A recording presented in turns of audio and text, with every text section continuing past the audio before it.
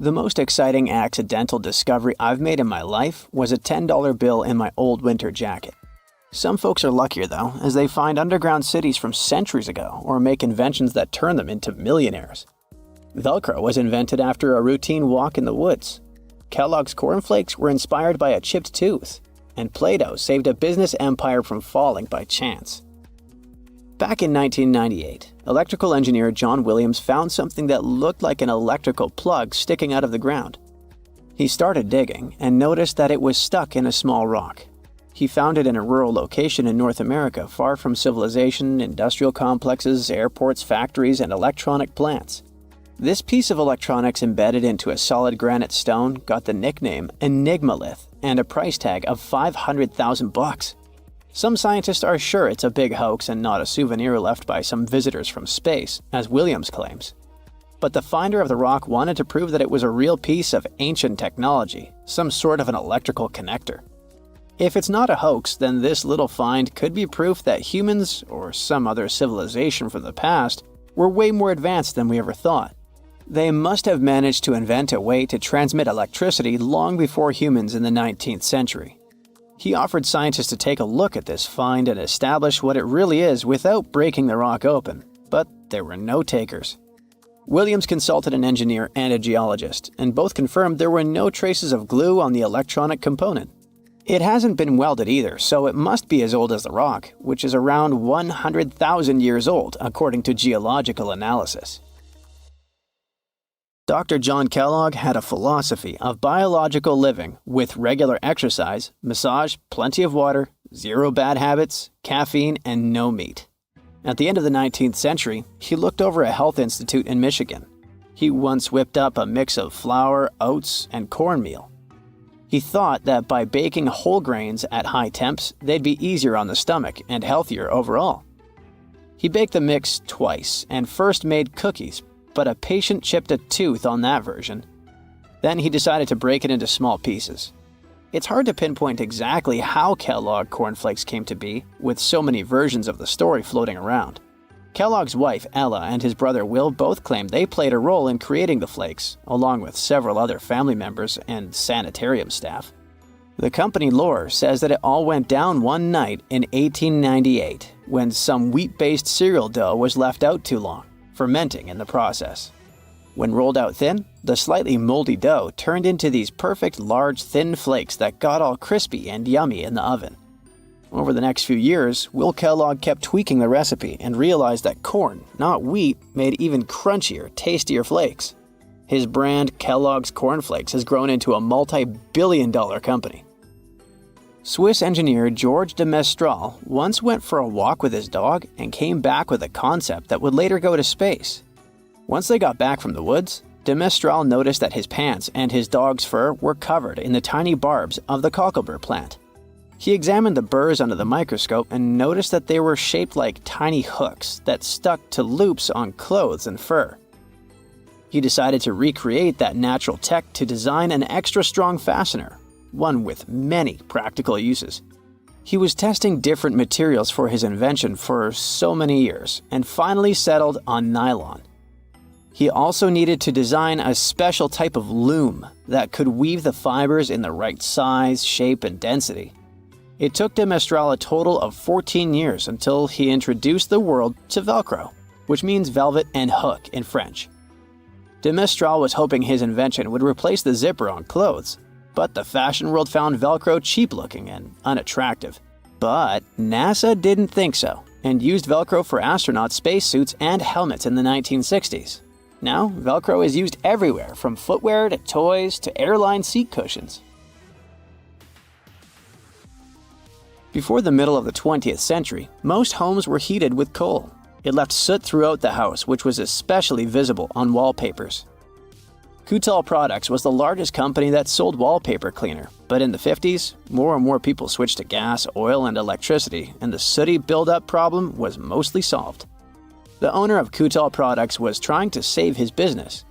Meanwhile, his sister-in-law read that wallpaper cleaner could be used to make holiday decorations. She worked as a nursery school teacher, and modeling clay was pretty hard for her students to handle, so she decided to test this material for molding into different shapes, and it works out just fine. She told her relatives about the discovery and suggested a name for it: Play-Doh. The Kudal company was about to go bankrupt, so it was a great alternative for a new business. Soon enough, Macy's and Marshall Field got interested in the new toy and started selling it. Play-Doh was originally only in one color, white, but soon expanded to red, blue, and yellow. They also made several changes to the original recipe, but the mixture is still mostly the same as when it was used to clean wallpapers. An urban legend says that if you take all the Play-Doh compound ever made and put it through their Fun Factory playset, you'll get a snake that will wrap around the planet 300 times. A man in Turkey was renovating his home when he knocked down a wall in his basement with a sledgehammer. He found a tunnel behind the wall that led to an ancient underground city. The tunnel led to more tunnels and then halls and chambers. It turned out to be a whole underground complex with 18 stories and without a single inhabitant, abandoned a long time ago. It was the city of Derinkuyu, built thousands of years ago, a home for up to 20,000 people. Whoever built it had great skill, and it's rather easy to build tunnels out of the soft rock, but cave-ins are a big risk. None of the floors at Derinkuyu have ever collapsed. The city had a complex ventilation system with over 15,000 shafts. The upper levels had the best ventilation and were used for living and sleeping quarters. The lower levels were mainly used for storage, but they also had a dungeon. In between, there were room for domestic animals, a school, a convent, and small churches. John Martin, a forestry professor, was out exploring a forest in Wisconsin one night. He was shining a UV flashlight up into the canopy to spot lichens, fungi, plants, and frogs that glow under the UV light. Then, suddenly, he heard a flying squirrel chirping at a bird feeder, pointed the flashlight at it, and saw it light up pink. The professor told his colleagues about it, and they decided to investigate further. They checked out some flying squirrel skins at museums to see if this pink glow is a common thing among them. It turns out that almost all of the flying squirrel specimens they looked at had the same pink fluorescence. Non-flying squirrels didn't glow at all. Other animals with fluorescence, like puffins and chameleons, glow blue under UV light. The only other mammals with fluorescent fur are around 20 species of opossum. They live in different ecosystems and have different diets. The only thing they have in common with flying squirrels is that they're all active at night. And regular squirrels prefer sunlight. There's enough ultraviolet light in low-light conditions, and nocturnal animals need UV vision. So the pink glow might have to do with nighttime perception and navigation, especially in cold and snowy conditions. Or it could be a way for male flying squirrels to attract prospective mates. It could be a sort of mimicry. 1,000 years ago, near modern-day St. Louis, Missouri, there was a vibrant, bustling city called Cahokia. It was a Native American city, the largest and most influential one in Mississippian culture. At its peak, around 1050 BCE, Cahokia was home to as many as 30,000 people, making it larger than Paris at the time. But what's interesting is that Cahokia didn't have any big marketplace. Usually trade was the backbone of any big city, yet this one stood out for archaeologists. That's because Cahokia wasn't about commerce. It was about culture, community, and parties. The people who lived there threw massive parties that would last for days.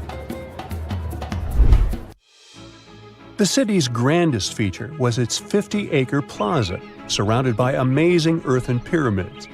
This massive space could hold over 10,000 people. Imagine them all gathering there for festivities, dancing, drinking coffees and teas, feasting on deer, and betting on sports. The events were super lively. Cahokians would wear awesome costumes, style their hair in interesting ways, and decorate their bodies with tattoos. Athletes were playing a game called Chunky, where they hurled spears at a rolling stone disc, competing to get as close as possible. The roar of the crowd filled the air, and performers showed off their skills. These celebrations were so wild, they left traces in history. After the parties ended, Cahokians cleaned up by tossing leftovers into pits. Archaeologists have uncovered these waste pits, and they were filled with food remains and pottery. One pit alone contained the remains of 2,000 deer, and that's from a single event. They also found traces of yaupon holly, a caffeinated plant that was traded from hundreds of miles away. This just shows how much effort and thought Cahokians put in their celebrations. Would you like to live in a city like this? But aside from all the fun and games, Cahokia was also deeply complex and spiritual. The city was built on a landscape that mixed dry land with swampy patches. Many people believe that this symbolized the connection between the world of the living and the dead. The people of Cahokia saw their city as a bridge between these two realms. They built earthen mounds, both for ceremonies and rituals, and as construction support. These mounds rose from the swampy areas. Meanwhile, people settled in the drier spots. Elevated pathways connected these neighborhoods, creating a physical link between life and death. Isn't it sad that some ancient metropolises that rival modern cities in scale just disappeared? Cahokia's story came to a quiet end around 1350 CE, when the city was abandoned, all due to changes in environments and weather, floods, and other problems. But the influence of Cahokia was so big, it spread to distant places. Some of their traditions, like chunky and yaupon tea, have survived in native communities to this day. Today, Cahokia is a UNESCO World Heritage Site, and it's not the only megacity we lost. About 5,000 years ago, people in the Indus Valley built some of the world's first cities. Mohenjo-Daro was an ancient city in what is now Pakistan. The city was built around 2500 BCE, and back then, it was a thriving hub of the Indus civilization. Sure, it was much smaller than modern cities, but it was quite huge at the time, around 40,000 inhabitants. It looks like the locals were crazily strict and disciplined people. The city's planning and organization were incredible. It was laid out in a grid pattern. Streets and important buildings aligned along the north-south axis, probably to match the movement of the sun and moon. They also built one of the most advanced systems for water and waste management of their time. The city had about 700 wells. Nearly every house had its own. Most homes also had private bathrooms with drainages and even underground sewers. This shows how skilled these people were at staying clean. And with all this discipline, it looks like there were no kings, queens, or even a central government. They could still have some authority, like local elites or elected officials, just not a classic strict monarchy or religion.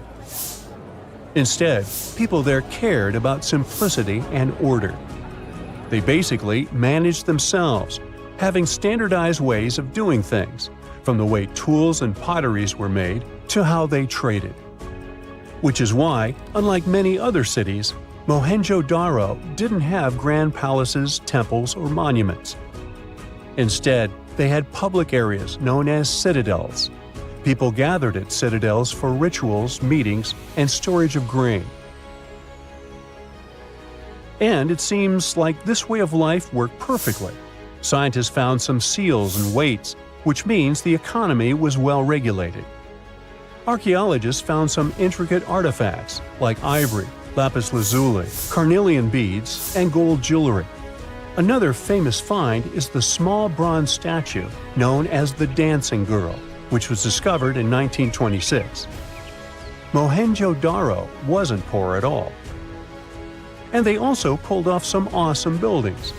Staying clean was clearly way more important to them than displays of wealth or power. So they created the Great Bath, one of the most famous structures in the city.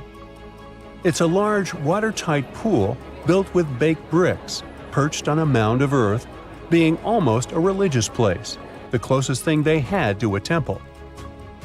Meanwhile, the city itself was built on a series of mounds.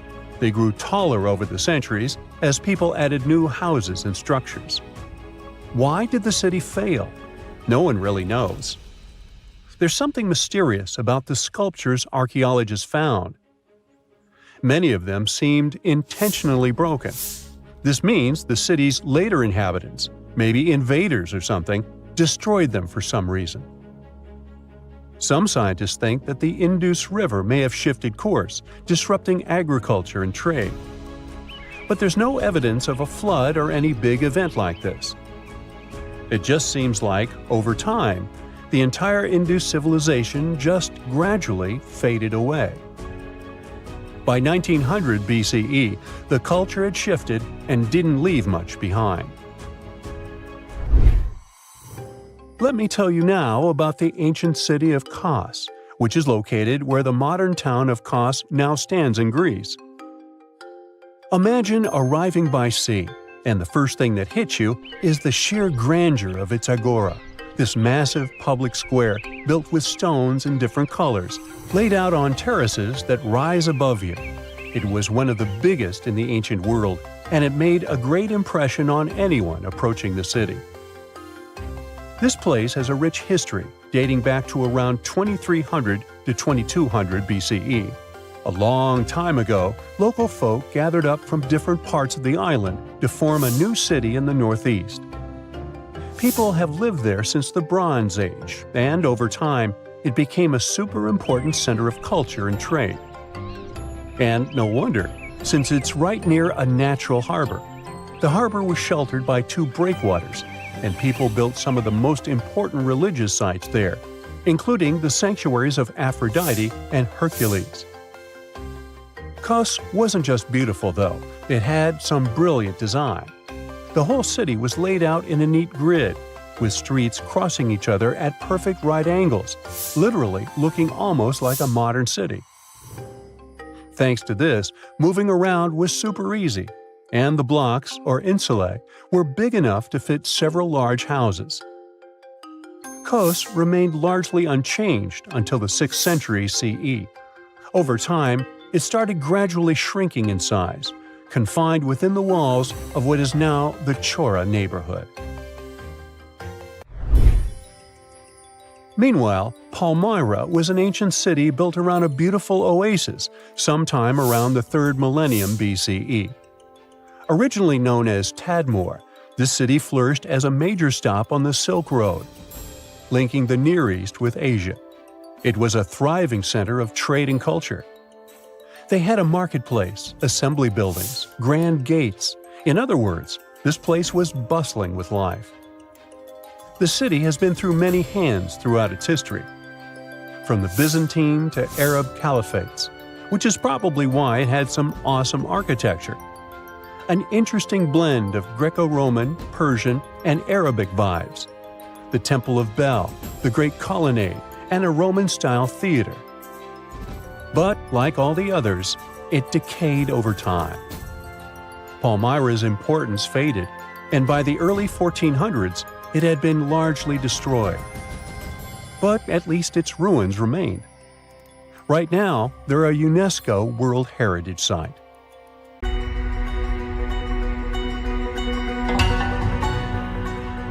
Take a look at these stones. They seem ordinary at first glance, just ancient slabs, ruins of some buildings. However, unlike many other archaeological finds, this one is among the most mysterious and unique. Here's why. These stones are the remains of a large temple complex called Puma Punku, located in Bolivia. Scientists aren't certain, but it's likely that Puma Punku was built by the Tiahuanaco Empire, which existed between 300 and 1000 CE, before the Inca Empire. There is no information suggesting that this civilization had advanced building technologies. Moreover, they might not have even had a writing system. Every stone was carved and polished with astonishing precision. They fit together perfectly, like pieces of a puzzle. The craft is so refined that not even a razor blade can pass between the stones. Quite impressive for people who lived around 1500 years ago. And these stones are heavy. The largest ones weighed around 130 tons. So, how did the builders transport such weight from one place to another? Scientists suggest that this civilization did not know about the invention of the wheel. So, how did they manage to build such a perfect engineering structure? Did Tiahuanaco have the knowledge and tools for stonework? Or did someone else build Puma Punku? There are several theories about this. Theory 1. There was some advanced civilization that came to South America, interacted with Tiahuanaco, built this engineering marvel, and then left. Theory 2. Some beings from another planet came to Earth, showed humans how to build perfect structures, and created Puma Punku. This theory is dubious. Another idea from this series suggests that Puma Punku was built by mythological creatures from the South American culture at that time. Theory 3, the most likely one. There is no mystery here. Tiahuanaco was indeed an advanced civilization with incredible building technologies. So, what do you think?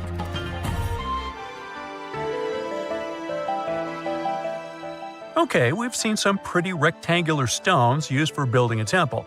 How about perfectly round stones for studying the starry sky?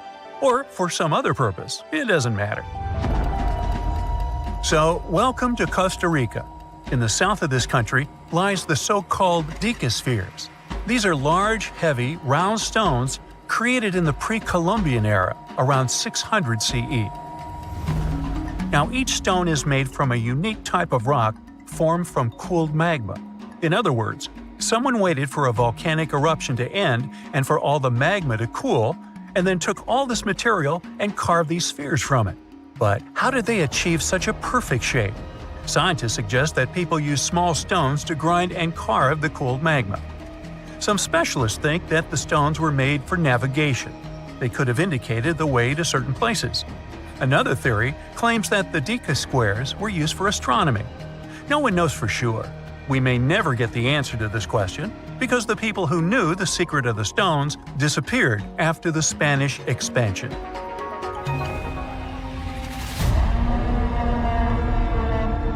So, let's continue our journey. See these cobblestones? Archaeologists still don't know why they're arranged along a long stretch of desert crossing Jordan and Israel. These strange stones form a chain of lines 40 miles long and have been here since around 300 BCE. Because they were discovered by pilots during flights about 100 years ago, some call these stones kites. One of the more popular theories suggests that people placed these structures here to lure animals into a pit where they could be caught.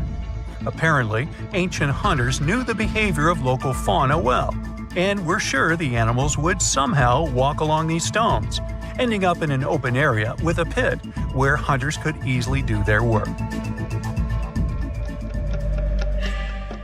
Perfectly smooth rectangular and square stones, round stones, stone traps for animals. What's next? How about a stone canvas or stone painting?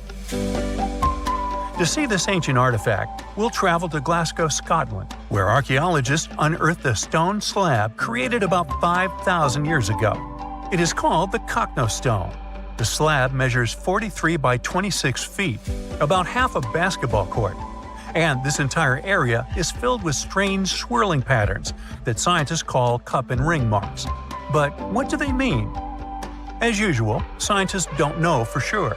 But one theory suggests that the inscriptions on the stone are somehow related to astronomical phenomena, such as lunar or solar eclipses. Maybe it was a star map, or maybe people just wanted to create a work of art. In any case, there is another interesting fact related to the cup and ring marks.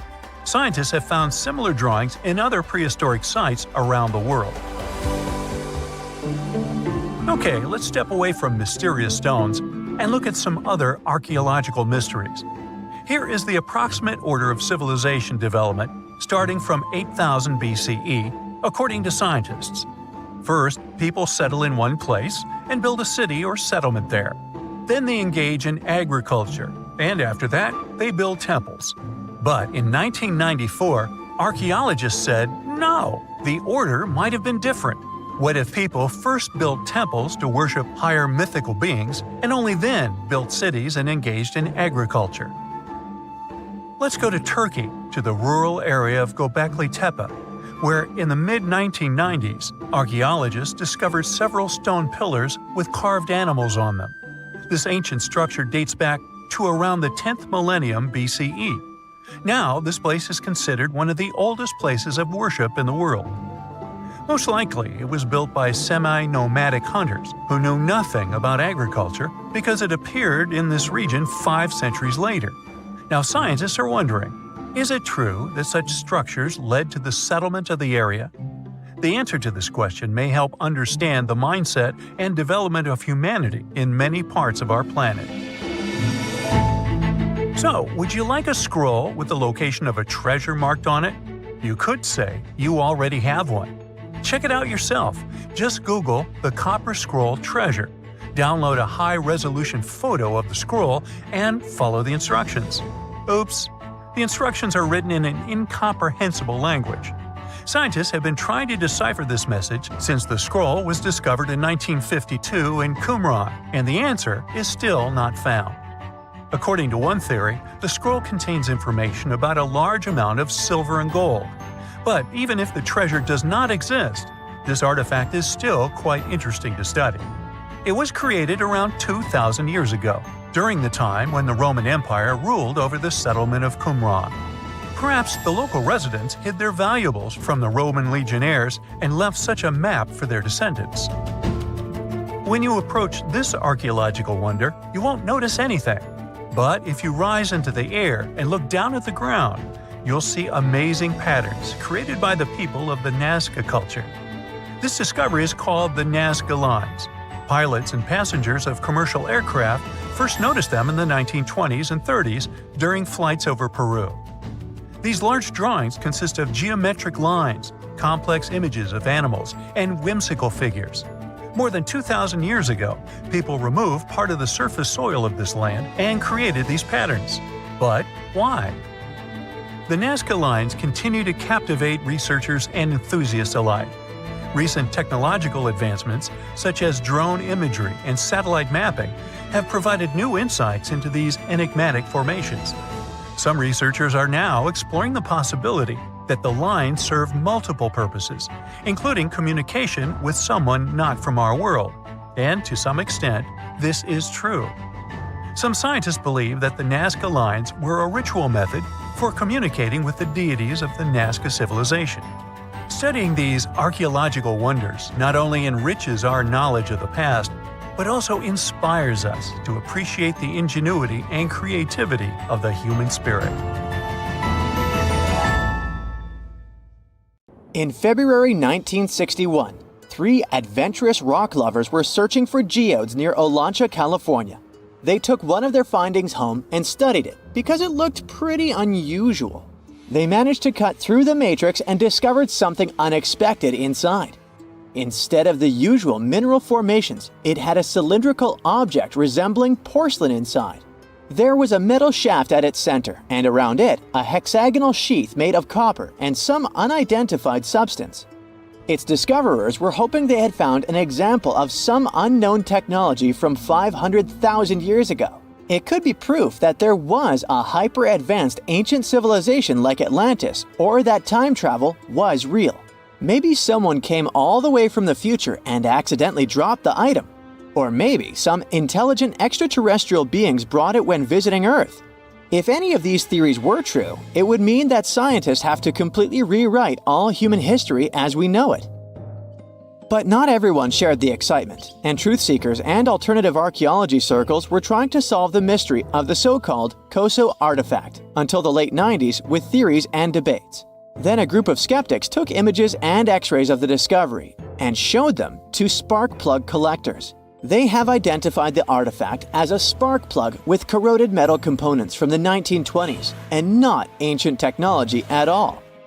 Almost 20 years later, one of the co-discoverers of the artifact agreed to take it for inspection at the University of Washington. They officially confirmed it was a 1920s-era champion spark plug. And the stone matrix containing the artifact wasn't a geode, but a concretion.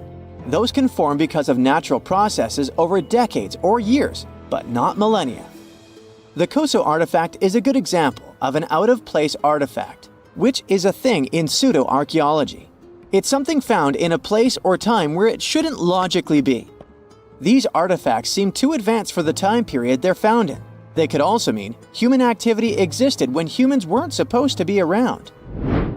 The Baghdad Battery is another example of such an artifact. It was found in the 1930s by a German archaeologist and consists of a clay jar, a copper cylinder, and an iron rod going through the jar's stopper.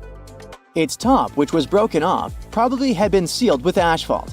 Its discoverer noticed that it had two different metals and possibly an electrolyte, which are key components of a battery. There are no ancient writings to support this theory, but when scientists ran tests and filled it with an ionic solution like vinegar or wine, it showed that it could conduct electricity. If it really was a battery from 2,000 years ago, it might have been used in ancient medical practices, or even embedded in statues to make it look like they were buzzing to impress people. Kionich, who found it, believed it was used for electroplating, a process for coating metals. Even if it was used as a battery, the Baghdad artifact could only produce a small amount of energy, around 1 volt of electricity. So, some people believe it was used as a storage container for sacred scrolls. Back in the 1930s, a couple stumbled upon something strange while walking along Red Creek in London, Texas. It was a piece of wood sticking out of what looked like an ancient rock formation. Around a decade later, their son, who was really curious to find out its secret, decided to crack open the rock and found a surprisingly modern hammer inside. This discovery caught the attention of Carl Baugh, a young Earth creationist who claimed the rock surrounding the hammer dated back to the Cretaceous period. He saw it as evidence against evolutionary theory. After some investigation, scientists proved that the rock was not as ancient as it seemed. Geological processes have just encased the modern hammer over time, so it wasn't evidence of humans coexisting with dinosaurs like the Flintstones, as some hoped. It was just a case of a miner dropping his hammer centuries ago and nature doing its thing. A Chinese archaeologist supposedly stumbled upon some caves that seemed to serve as a burial ground for small beings with big, oval heads.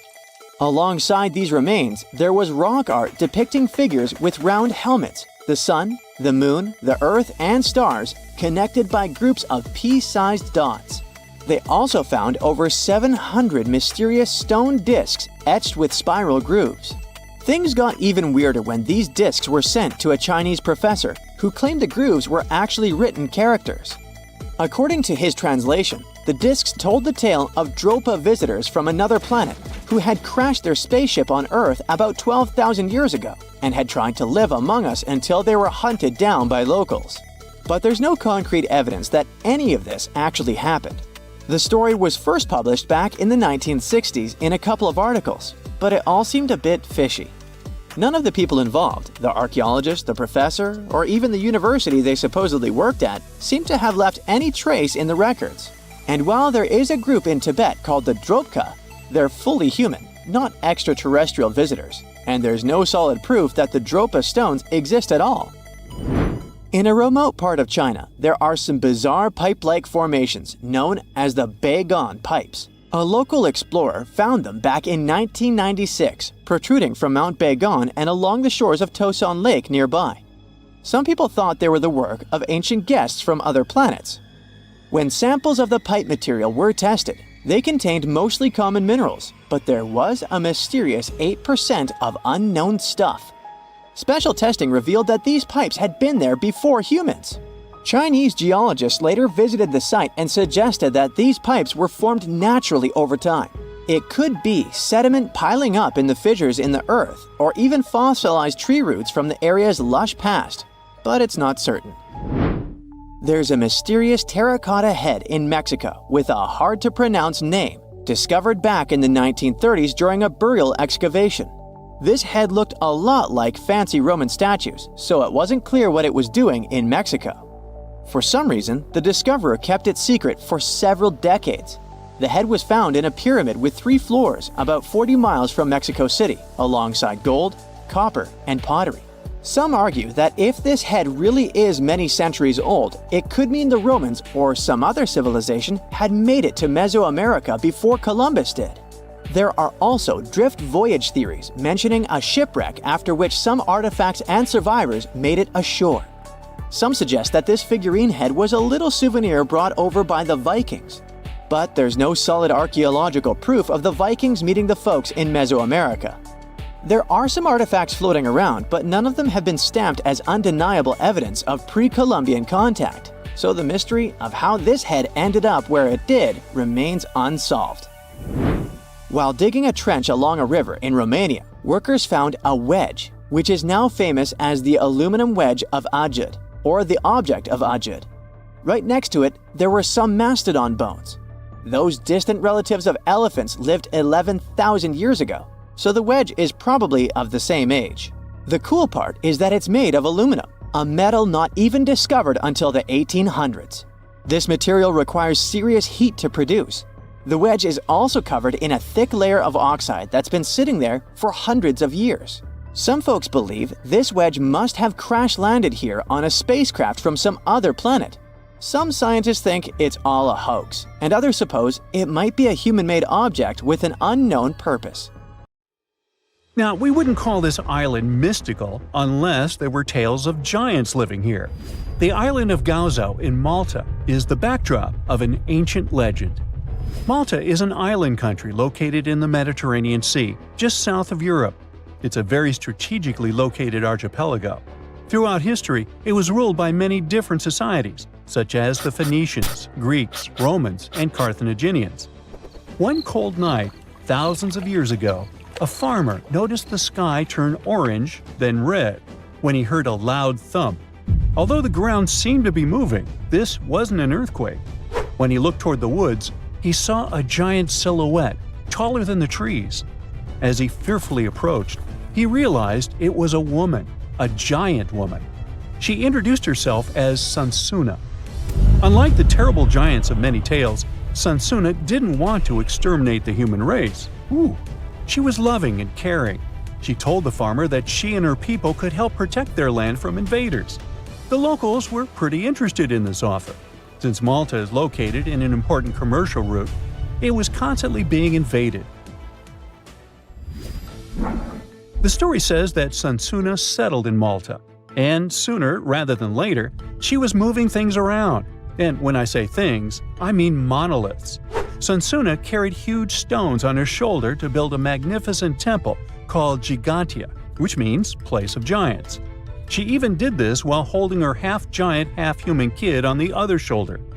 Some say Sansuna lived exclusively on beans and honey, although others replace honey with water.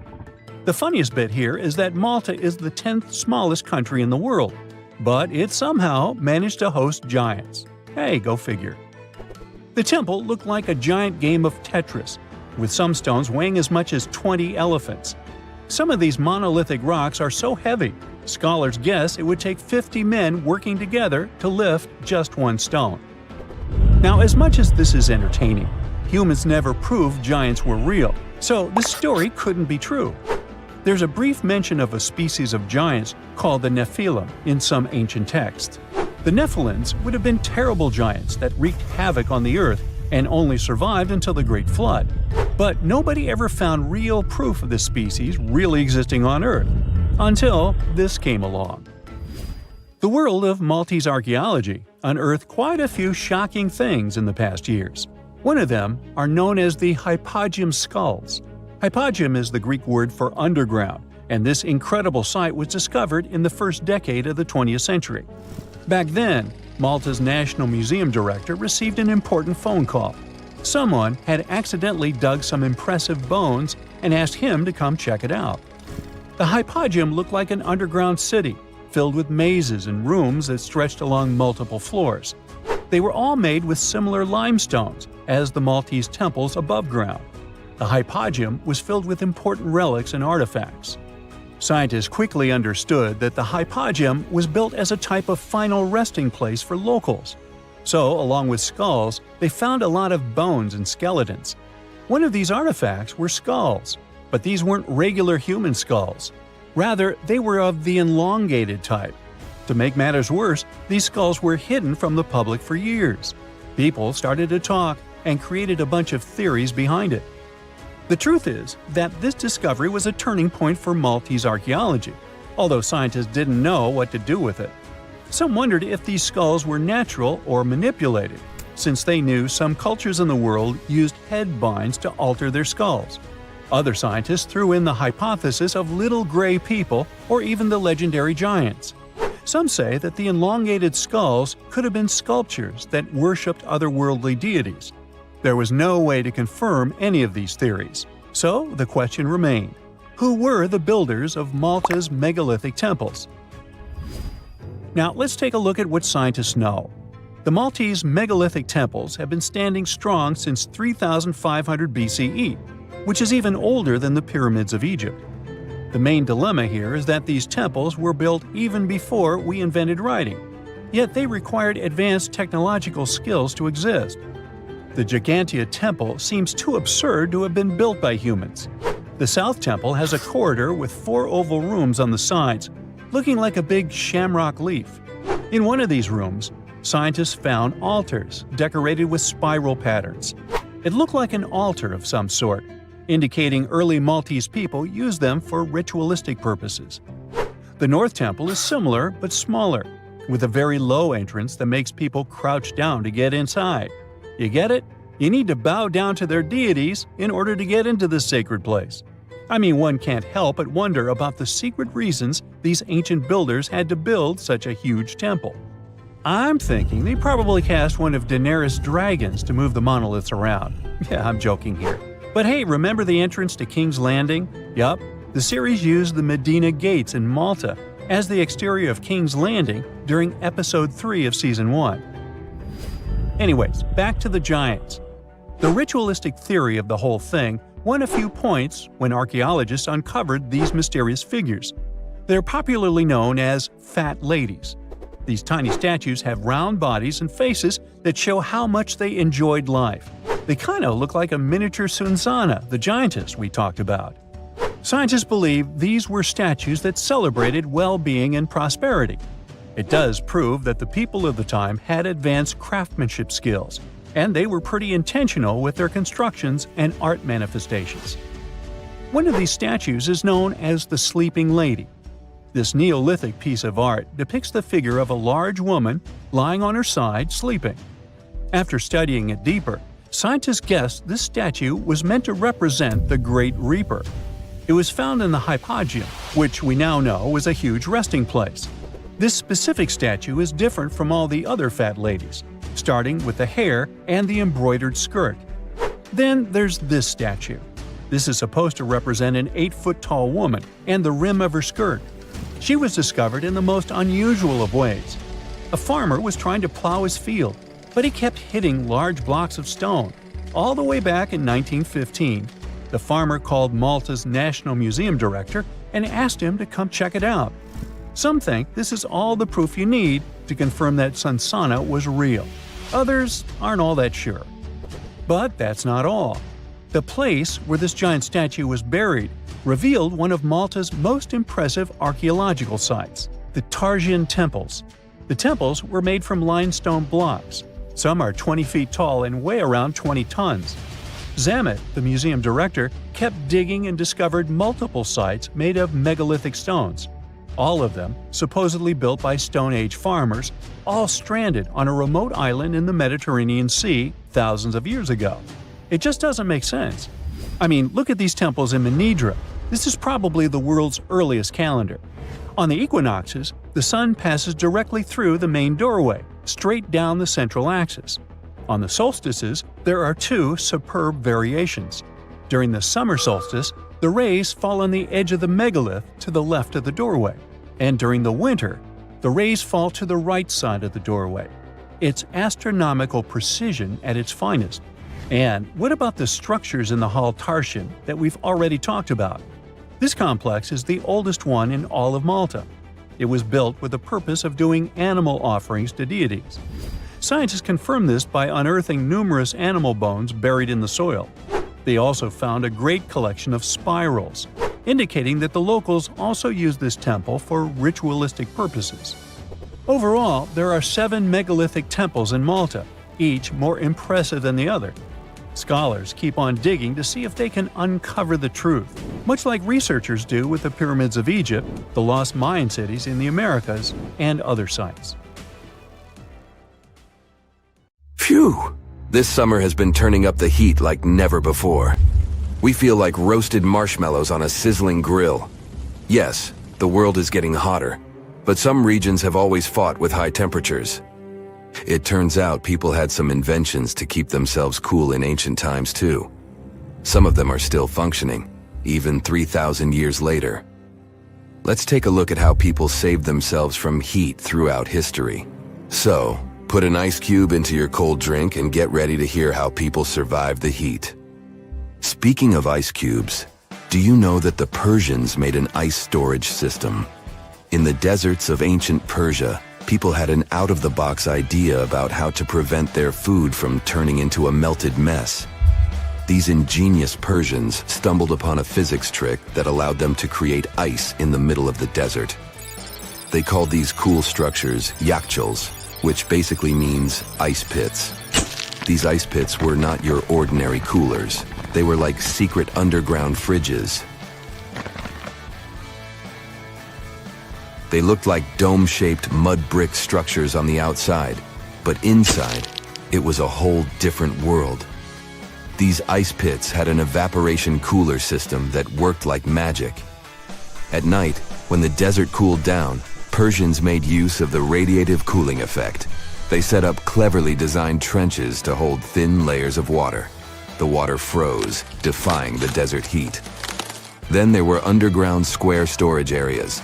The Persians collected the melting ice water from these cooled trenches, and during the night, they froze it again, making the most of the desert's natural chill. To add to the cooling effect, they built a wall to shade the storage areas from the hot midday sun. And that's not all. They had this fantastic wind-catching contraption called a badger that caught the breeze and directed it right into the ice pits. Fresh air plus ice. Cool breeze. A winning combo. They even had intricate water channels called qanats to bring water to the ice pits and homes all the way from the nearby mountains. As time passed, these yakhchals faded into history and modern technology took over. But hey, there's good news too. Some awesome folks in Iran are restoring these ancient coolers. So, if you ever find yourself in the desert, don't forget to pay a visit to these marvelous places and witness the genius of the ancient Persians firsthand. Now, I want to focus more on the wind catchers because they don't just help make ice cubes. They actually function as a cooling system as well. Back in the day, those clever architectural wonders were all the rage in places like Persia, modern-day Iran, Egypt, and the Middle East.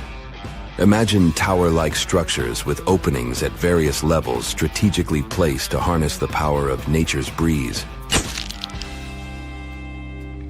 These openings were like magical portals for the wind. They captured those refreshing gusts and guided them right into people's living spaces. Basically, they were natural air conditioners. The breeze would gracefully flow downward, cooling the ground as it danced through the building. The secret sauce lies in the details. The tower's height, the number of sides, the openings, and the positioning of the interior blades. Everything plays its role in how efficiently the wind towers work out. Thanks to these wind catchers, ancient societies could enjoy comfy indoor temperatures without sweating. Can you imagine living in those times? Feeling the gentle breeze whisking through your home, keeping you feeling fresh and chilled out? The Persians are often credited for inventing these awesome wind catchers. But hey, don't forget about Egypt. There, you can find traces of similar structures dating all the way back to 1300 BCE. Yes, the invention of wind catchers may have occurred in ancient Egypt, but Yazid in Iran is the city with the largest number of wind catchers. People wouldn't have been able to live there without these ancient ACs because there was almost no rain in the area throughout the year. Now, let's look at these perforated double-skinned exteriors. Imagine dressing up a building with a fancy perforated screen. It's like giving its exterior a stylish makeover while keeping things chill inside.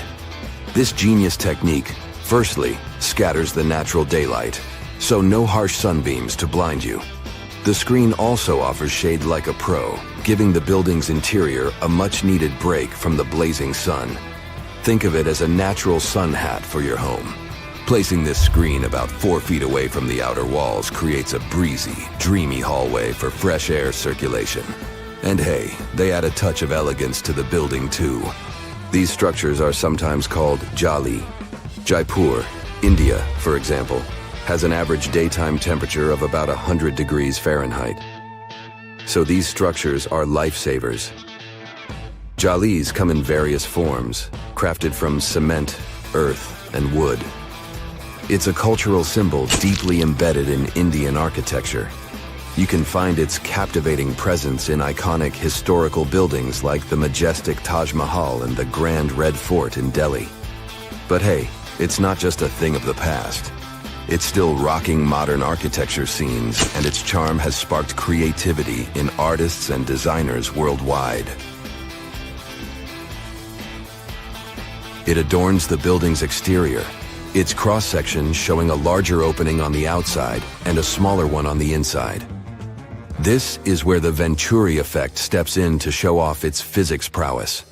As the air flows through the narrowing passage, it picks up speed, creating a difference in pressure between the inside and outside of the building. Air blowing at a higher speed gets compressed, and when released, it cools down. Mashrabia is a wooden lattice or screen used in the Middle East and North Africa. These decorative wonders are like window blinds, but they do more than just look pretty. They're smart too. They give privacy, shading you from the sun, and let fresh air and light in. Some people also add clay pots filled with water, sand, or damp straw to their designs. As hot air breezes through the holes, it also passes through the pot's porous surface. The moisture inside evaporates, cooling the air.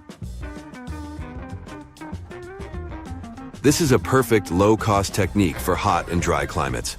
It's eco-friendly, and there's no need for electricity. Now, let's fast forward to today. Designers are getting creative, mixing traditional wisdom with modern tech. At the Al Bahar Towers in Abu Dhabi, they've got it too. Picture over 2,000 hexagonal panels that dance with the sun's movement, providing shade to the building's interior. Water evaporation was another secret weapon for ancient people. Simple, yet super effective. Plus, ancient Egyptians hung wet mats and curtains in doorways. When the air passed through them, it cooled down, providing a relief from the scorching sun. Ancient architects were the masters of maximizing airflow. They knew how to cross-ventilate and let hot air escape while inviting cooler air to the party. Speaking of ancient Rome, bathhouses were the place to be back then. It was like a community hub. People gathered to chat about politics, play sports, and, of course, take a relaxing dip. The frigidarium was the cool spot in Roman baths. After a steamy soak in the caldarium, Romans dashed to this giant pool to chill out. Then in some places, like Cappadocia in Turkey, people went underground to hide from the heat. They carved cozy dwellings in volcanic rock, harnessing the Earth's natural cooling powers. So the lesson here is simple. Architects and designers can create wonders by combining local traditions with smart tech. California's Death Valley boasts the highest officially registered temperature to date, with 134 degrees Fahrenheit in 1913.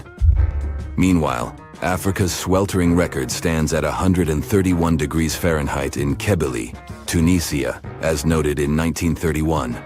In Europe, the highest temperature ever documented reached almost 120 degrees Fahrenheit in Sicily in August 2021. Then, in 2022, the UK had the hottest summer of all time. The unanswered mysteries surrounding ancient civilizations have been a source of inspiration for many conspiracy theorists.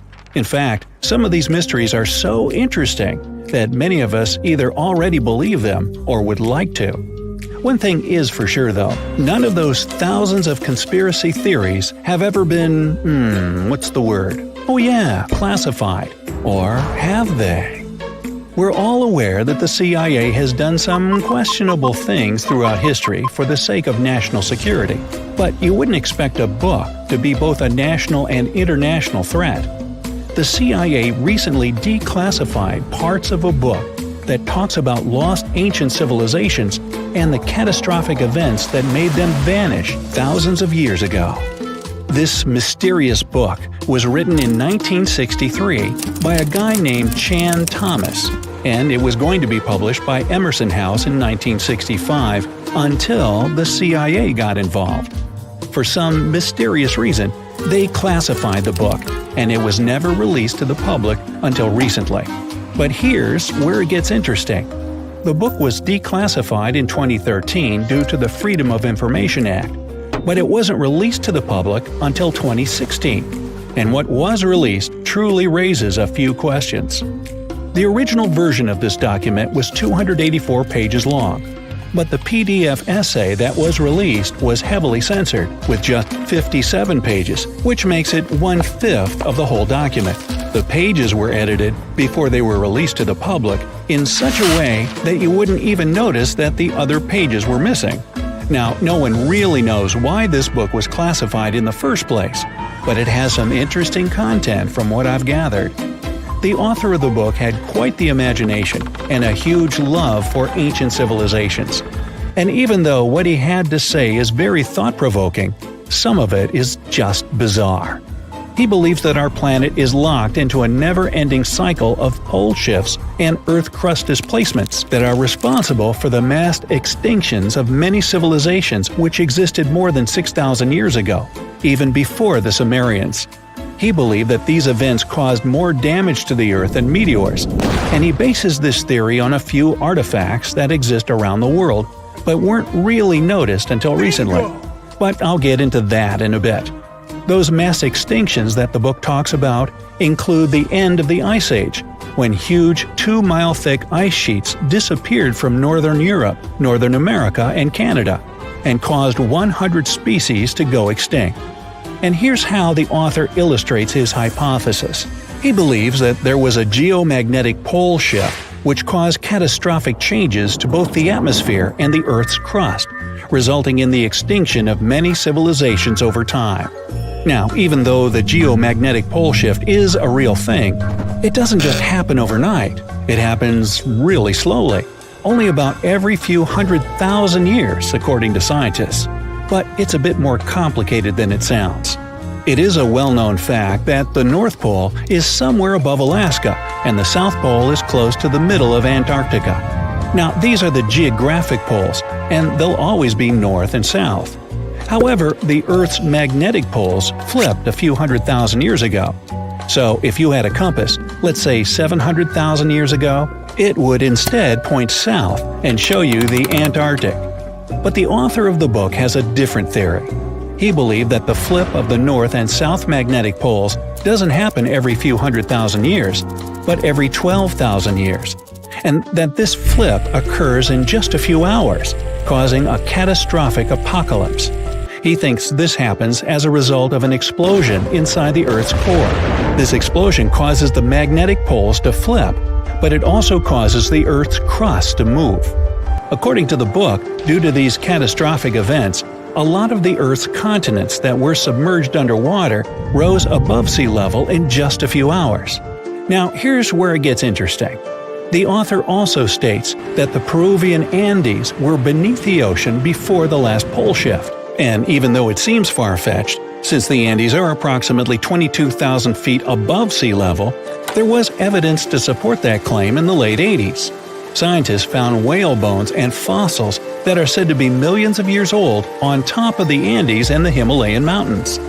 It's also suggested in the book that the deep freeze the Earth went through during the Younger Dryas event caused the Gulf Stream to be disrupted. And he points to some interesting evidence to support that theory. Frozen mammoths were found trapped in blocks of ice with food still in their mouths. Now, this is a true mystery, because freezing cold weather is in their nature, and they were among the few animals that could truly survive in the Ice Age. So, what could have caused them to freeze so quickly? Kinda makes you go, doesn't it? The document describes the Great Pyramid of Giza as a true enigma as well. The Pyramid of Giza is made out of 2.5 million stone blocks that are placed on top of each other with great precision. It's close to 750 feet wide and more than 450 feet high. To this day, we're still not able to explain how it was constructed, and it's quite difficult to understand the internal design as well. On the inside, the pyramid has no similarities to the other pyramids, and, despite popular belief, there were no mummies found in any of them. If you think that's a bit weird, wait for the next one. There are absolutely no hieroglyphs found in any of the pyramids, and that goes both ways. What do I mean? There are also no pyramids, or anything that resembles a pyramid, in any hieroglyphs either. Mr. Thomas believes that the pyramids were created hundreds of thousands of years before the Egyptians by a civilization that went extinct. Speaking of civilizations, in his book he even mentions the Greeks. He claims that in Greece, there was another ancient race of people that went extinct as well. He claims they were extremely tall with blue eyes and blonde hair, and had access to advanced technology that the Greeks couldn't have known about in their prime. Now, before we drift too far away from the stone blocks, let's talk about another mystery, the temple in Baalbek, Lebanon, and its ginormous foundation blocks. Those stones, which make up the Heliopolis, were also used for the temple in Rome. The foundations of the temples are made of 900-ton trilithon stones, and according to the author, this is proof that there must have been a lost ancient civilization with advanced technology. Now, most archaeologists claim that those stones were made by the Romans. However, there's no evidence to support that.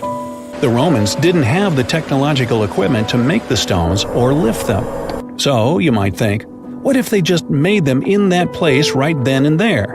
Well, those stones were also lifted 30 feet high and were placed next to each other with mathematical precision.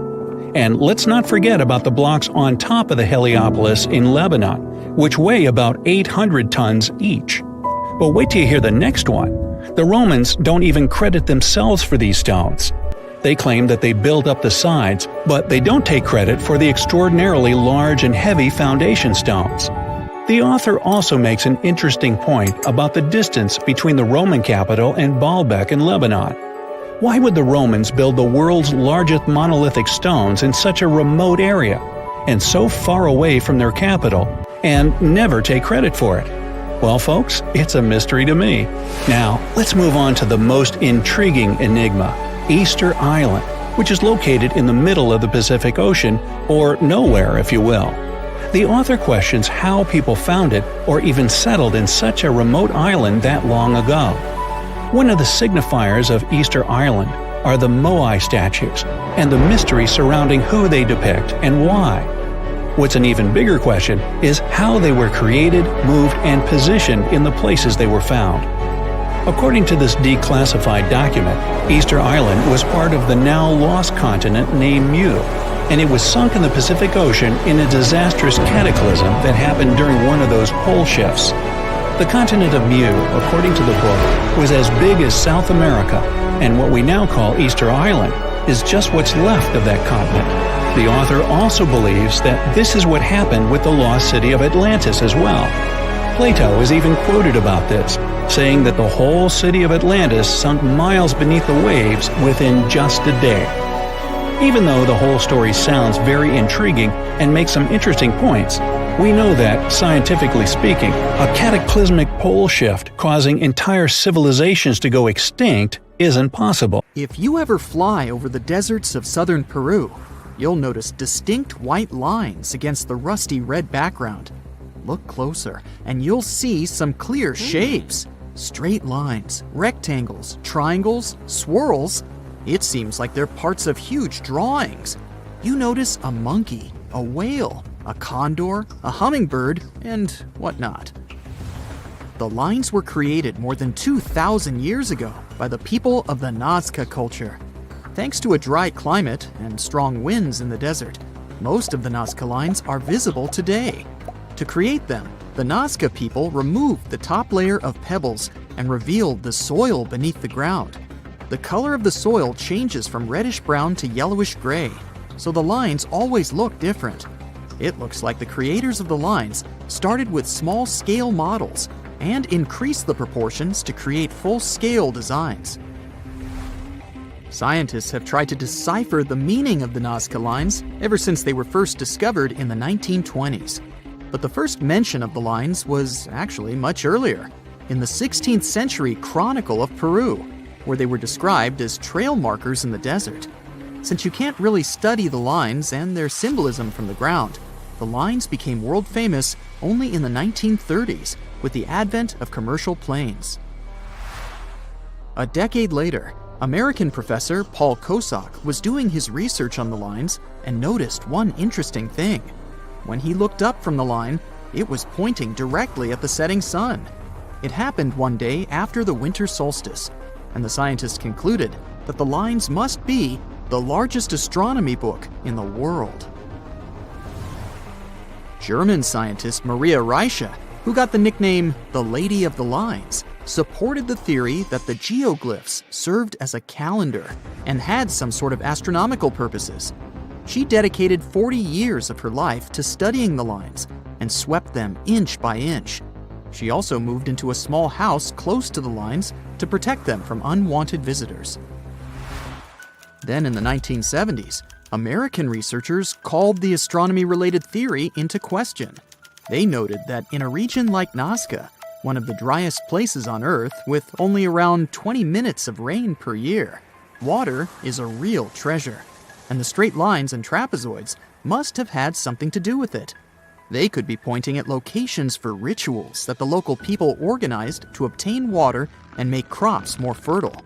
The images of animals in the Andes region are also related to water. Spiders are thought to be a sign of rain. Hummingbirds stand for fertility, and monkeys living in the Amazon symbolize an abundance of water.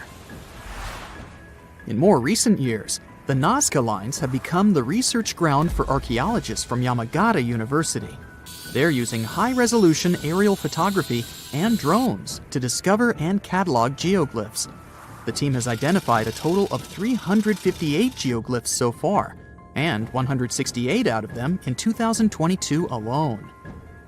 They found images of humans, camelids, birds, orca whales, cats, and snakes, most likely created between 100 BCE and 300 CE.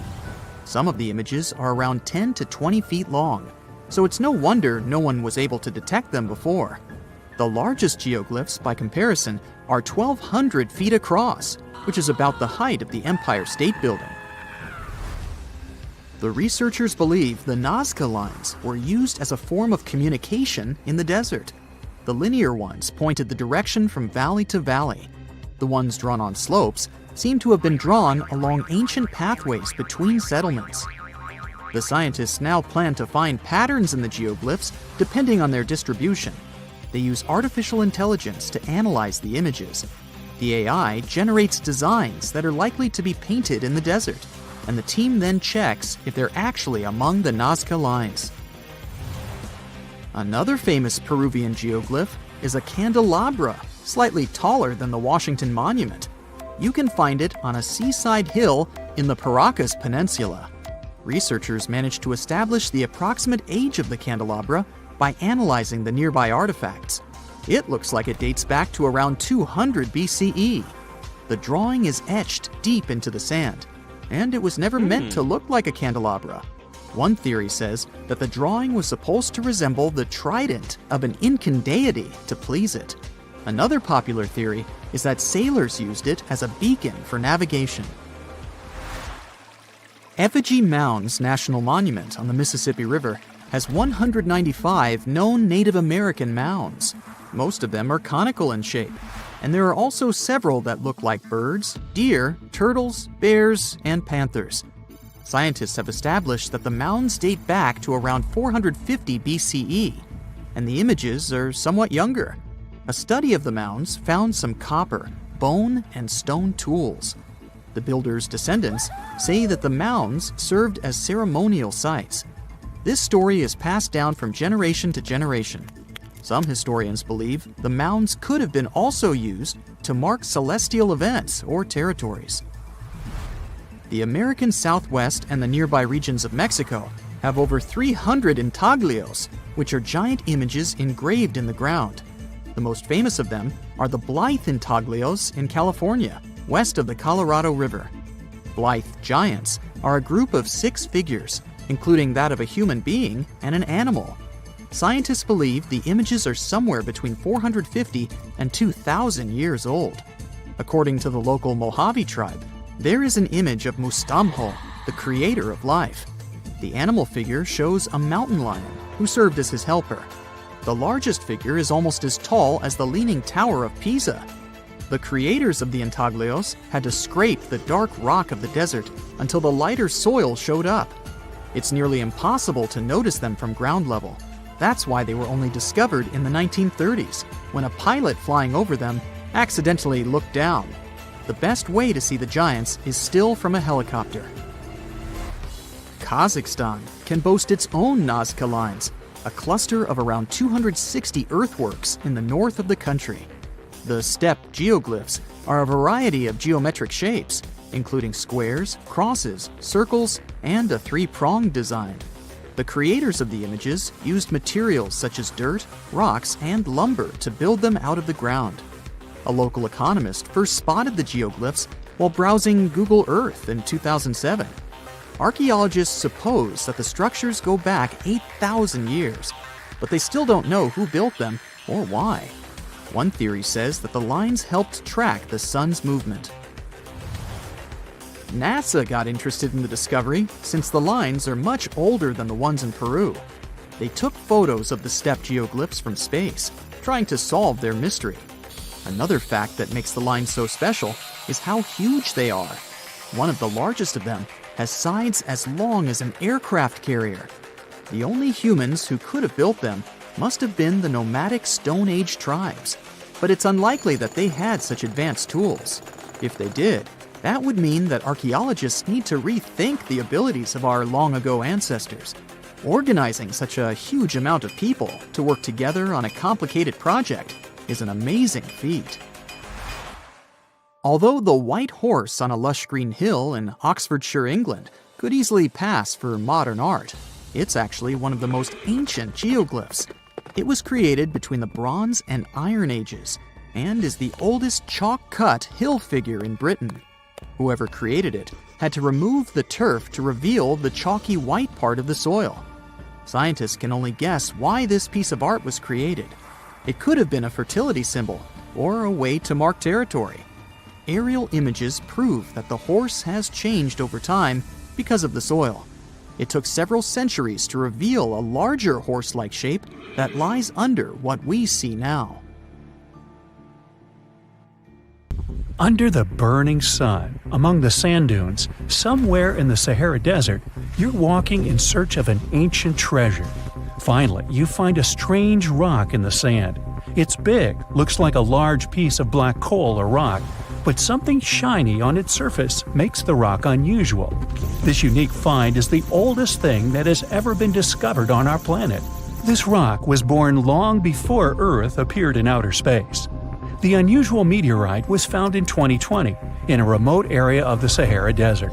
Scientists have analyzed the isotopes of magnesium and aluminum on the stone's surface and found that its age is about 4.5 billion years. At the moment, this is the oldest sample of magma from space in history. It belongs to a small protoplanet that didn't have time to form completely.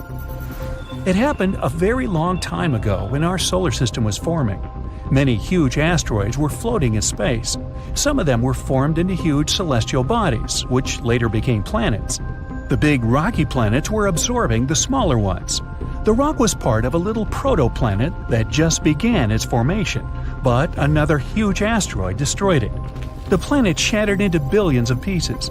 Some of them became part of other planets. Some flew outside the solar system, and one piece that had been wandering in space until our Earth was formed.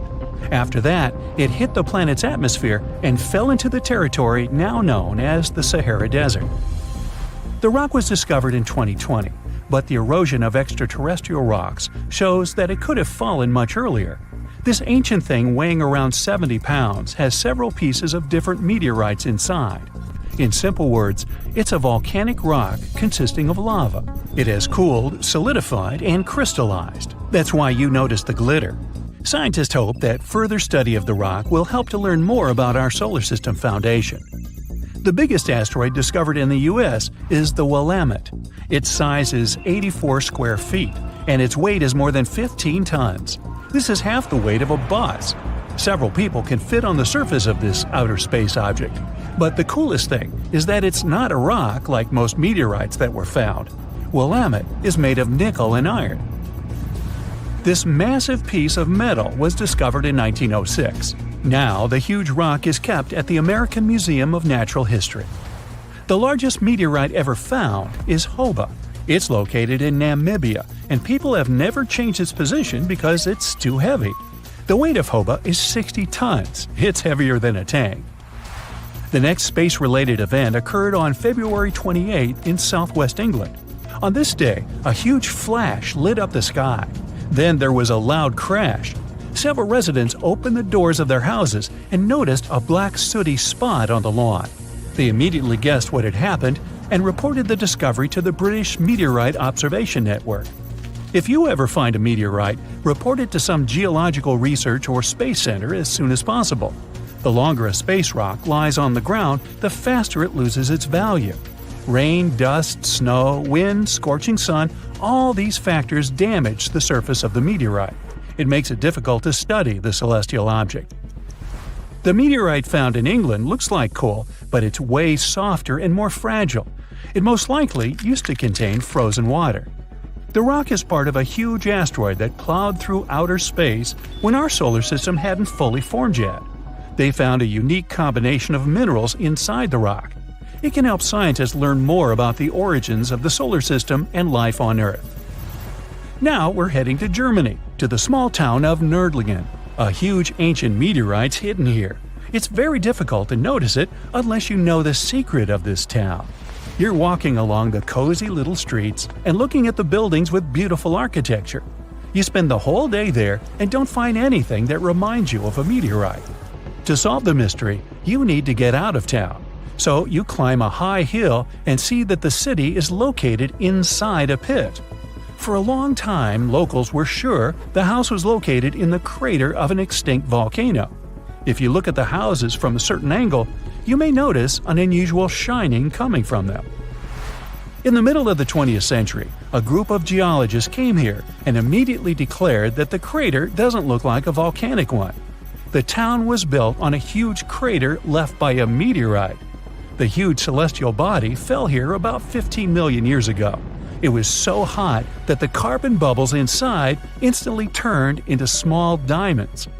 When people were building this city, they didn't know they were using expensive stones, since the diamonds were hardly visible. The locals never attached importance to the fact that the city walls shine unusually in the sun. Now they believe this place was built from diamonds that had fallen from the sky. Our next stop is in the UK again. This time the rocks are of an earthly origin. The famous Stonehenge. People place circles of rocks here in a certain order. Everyone knows about this archaeological monument, but no one knows the reason for its creation for certain. Another construction built out of mysterious rocks was discovered just 2 miles away. It's called Superhenge. It's bigger, heavier, and takes up more space.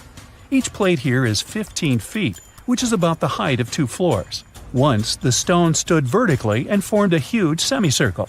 But someone pushed the stones over about 4,500 years ago. It was a college prank. No, not really. That's why they couldn't be detected for a long time. Scientists still can't solve the mystery of Superhenge, but they believe the standing vertical stones were part of some huge monument. Some other amazing rocks are located in the south of Costa Rica. There are big ones, the size of a human, and there are smaller ones, the size of bowling balls. And they all have a perfectly round shape. These giant rocky spheres were created by people. It must have taken years of polishing using stone tools to get the perfect round shape. These balls are incredibly heavy, but can easily roll like a basketball. All the rocks are of a different age. Some of them were created about 2,500 years ago. Most of them are made of molten volcanic magma. Until now, scientists don't know for what purpose these stones were used. They were found in different parts of Costa Rica, near big cities. It's possible that ancient civilizations installed them specifically to show the greatness of local kings. Also, many experts believe the rocks were used as a tool for studying astronomy. The people who knew their purpose of the rocks had disappeared, and the history of the stones was lost along with them. Let's finish our journey with the coolest archaeological find. You're walking through the desert of Peru and climbing a low hill. You look down and notice the surface of the hill is covered with strange lines. You walk far away and see a huge cat on the hill. Such a drawing is called a geoglyph. Its length is around 120 feet, which is about half the size of a Boeing commercial jet. Archaeologists discovered the giant cat in 2020 and found out that it had been created somewhere between 200 and 100 BCE. This huge drawing is part of a mysterious group of different pictures. In addition to the cat, there are other animals, plants, and fantastic figures. All of them were found in the desert of Peru. The kitten was found by chance. Archaeologists didn't see it at first because natural erosion on the hillside had almost erased the silhouette. I bet you've never heard of the legendary oasis of Zerzura. This ancient city is said to be hidden somewhere deep in the Sahara Desert, and its discovery could mean unimaginable riches and untold secrets. According to an anonymous 15th century Arabic guide, the key to unlocking the city lies in the beak of a bird carved on the city gate. Zerzura might not be as popular as Machu Picchu or the pyramids, but that just makes it more mysterious. Legend has it that Zerzura is built around this big oasis somewhere in the desert west of the Nile. Apparently, it's made out of white stone and has all these luxurious houses and gold decorations. The story goes that a scribe wrote down the account of a traveler who stumbled upon Zerzura while looking for his lost camel. At one point in his journey, the man got caught up in a sandstorm, where he got separated from the rest of his group. The traveler kept wandering in the desert for days, and then, out of nowhere, two men showed up and guided him to the city of Zerzura. The traveler described this city as an oasis filled with little birds and made out of pure white stonework. The city is also said to be guarded by giants. In 1835, an English Egyptologist named John Gardner Wilkinson mentioned the city in one of his books. He spoke to a man from Egypt who found the city by accident after days of wandering through the desert. He mentioned some ruins, unusual stonework, and a large oasis surrounded by palm trees. The man even gave some instructions on how the city could be found, indicating that it might be in the western desert of Egypt. But here's the kicker. Even though a group of explorers went out to find Zerzura, they didn't succeed. At the same time, they did stumble upon a bunch of previously unknown oases. In the early 1900s, numerous expeditions were sent to find the city, including one with a fleet of Ford Model A trucks. But, alas, none were successful. Others say Zerzura did exist at one point, but not anymore. It's possible it was swallowed by the desert. It's believed that back in the day, the Sahara Desert was actually green. Scientists even found traces of ancient rivers that flowed through the area 100,000 years ago, creating green corridors across the desert. But Zerzura might have never been real to begin with. Maybe it only existed in the minds of people, a figment of their imagination as they were struggling in the African desert. For thousands of years, people have been obsessed with the hunt for another lost city, Atlantis.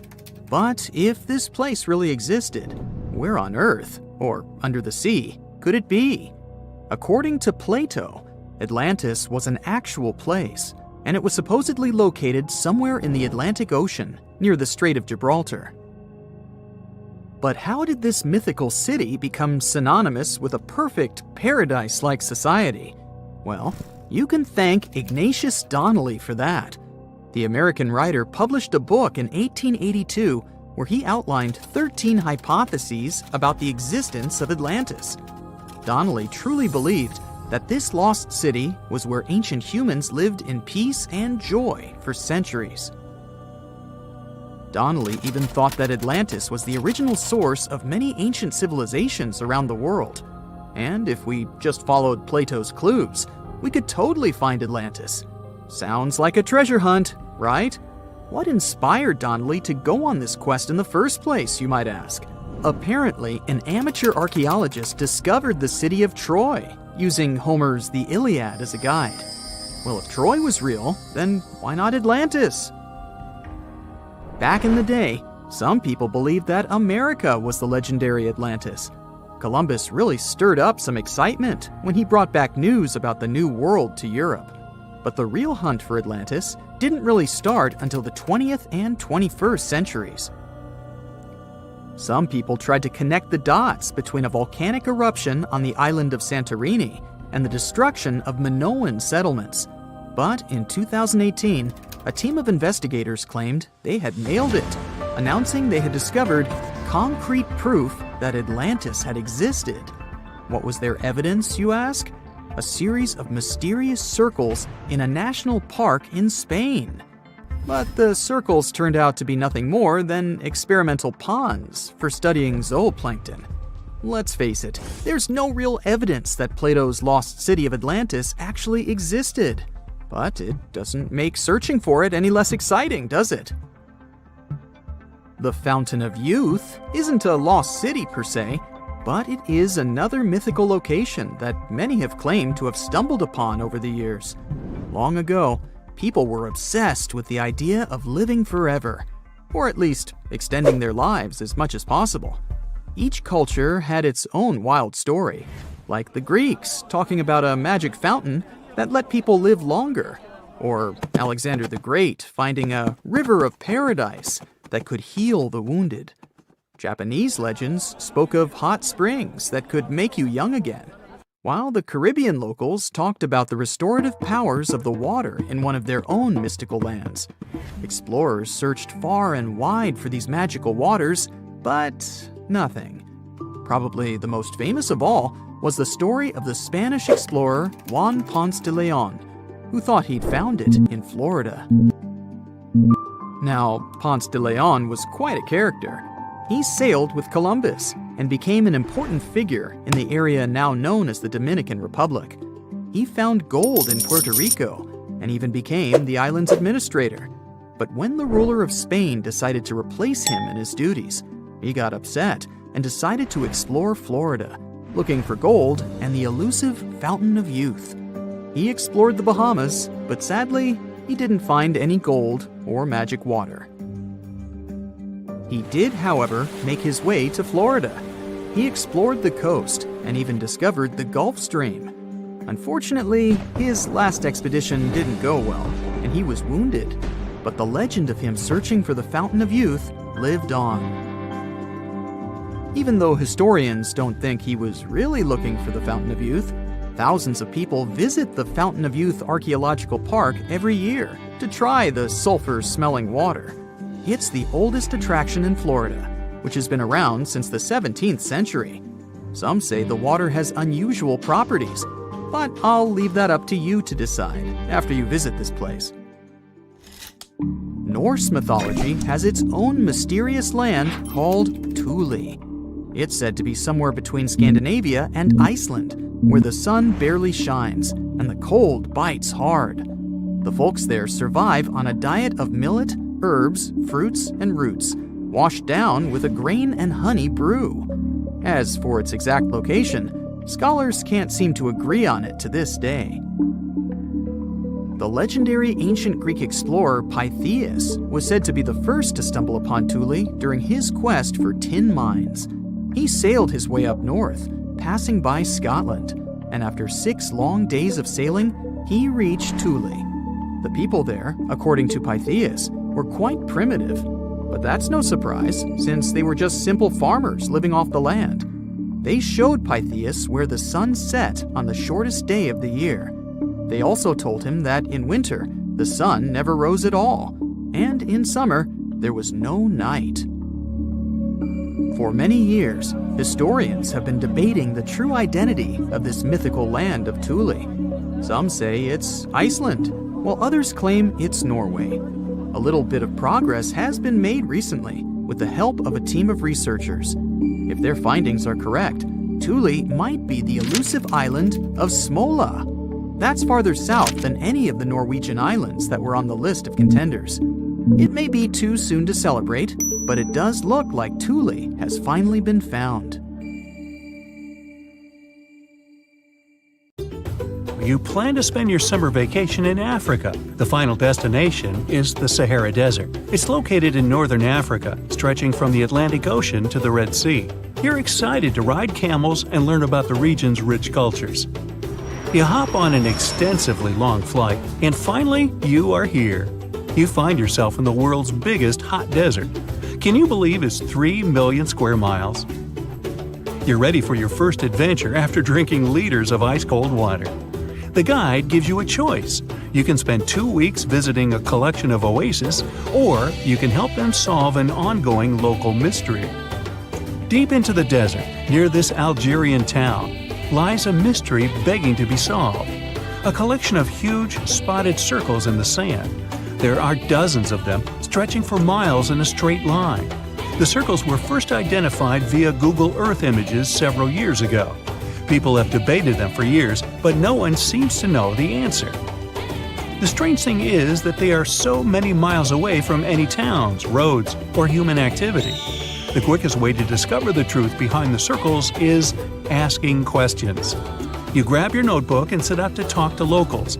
Everyone is helpful in this scenario: geographers, anthropologists, elders, and historians. The first person you talk to is a map expert. You need to understand if those circles were authentic or a satellite glitch.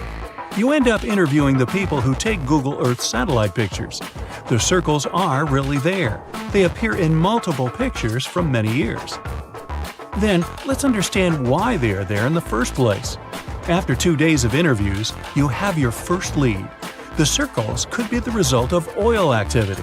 Experts explained why this would make sense.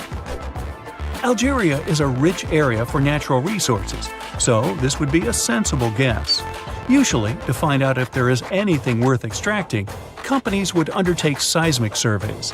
Seismic surveys are a way of analyzing the Earth's surface by sending shock waves into the ground. Depending on how these waves bounce back, you'll know what is located there. A special vehicle could have marked the soil that way. So, did we unravel the mystery? Not quite so. As you know, the Sahara Desert is one of the driest areas on the planet. The average high temperatures in summer are over 104 degrees Fahrenheit. To survive there, people need to find ways of accessing water. So, these circles could be a kind of ruin or leftovers from ancient water wells. Again, I'd say this is a sensible guess. Ready for some fact-checking? Some anthropologists agree that these circles could be ancient fogueras. Foguera is the name of a 2,500-year-old style of irrigation system, usually found in northern Africa. It is also known as a qanat in other places in northern Africa. Locals would dig a deep well at an elevated point, deep enough to tap into underground water. They would then dig parallel shafts at regular distances. Then, they would dig an underground channel that connected the city to the well. Solely with the help of gravity, water would run from the well to the city. This traditional technology provided water for crops, livestock, and humans. Now, let's say these wells made human-made oases possible. Even the closest municipality name was an indication that this could be true. The name Fogueret Essaouira is actually named after Fogueres, these ancient wells. Now, this lead was proving to be very accurate. You decide to travel over there to see for yourself. You take a local bus, sit back, and enjoy the ride. The landscape in northern Algeria is filled with ancient-looking towns. You even see ruins of wells along the way, on the outskirts of smaller cities.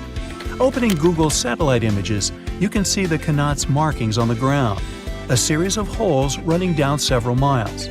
But as soon as you arrive, you find out you were wrong. Dale Lightfoot, one of the world's leading experts on Kanats, said that the circles were definitely not Kanats. Even the satellite images confirm this difference. Uh-oh, we were so close. Apparently, Kanats or Phageras would not run down a straight line. They wouldn't be shaped like circles. Another clue that this wasn't the case was that there were no towns at the end. The circles were really far away from any human activity, and Kanats were explicitly built to provide water for human settlements. Well, it sure was a good try. You almost gave up on this mystery when you decided to take one more field trip.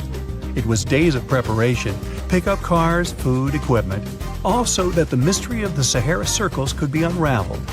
On the first day, you drove over 99 miles into the desert. You were always curious to see what this part of the world looked like. Over there, you see nothing but mustard yellow dunes. The night sky is pretty decent though. You can see the entire Milky Way with your own eyes. You set up camp and sleep under a canopy of stars. The next day, tension grows. There's no cell reception. Oh dear. But thankfully, you added the coordinates of the circles to your Google map. And surprise, the offline mode works out there. You follow the coordinates, but it leads you astray. You start to get nervous, thinking this was all in vain. But you and the team get into the car and drive a few more miles past the coordinates on your phone. After a very bumpy ride, you can't believe your eyes. There it is, an enormous crater dug on the sand, surrounded by 12 smaller holes. From up high, it looks like a clock, without the pointers, of course.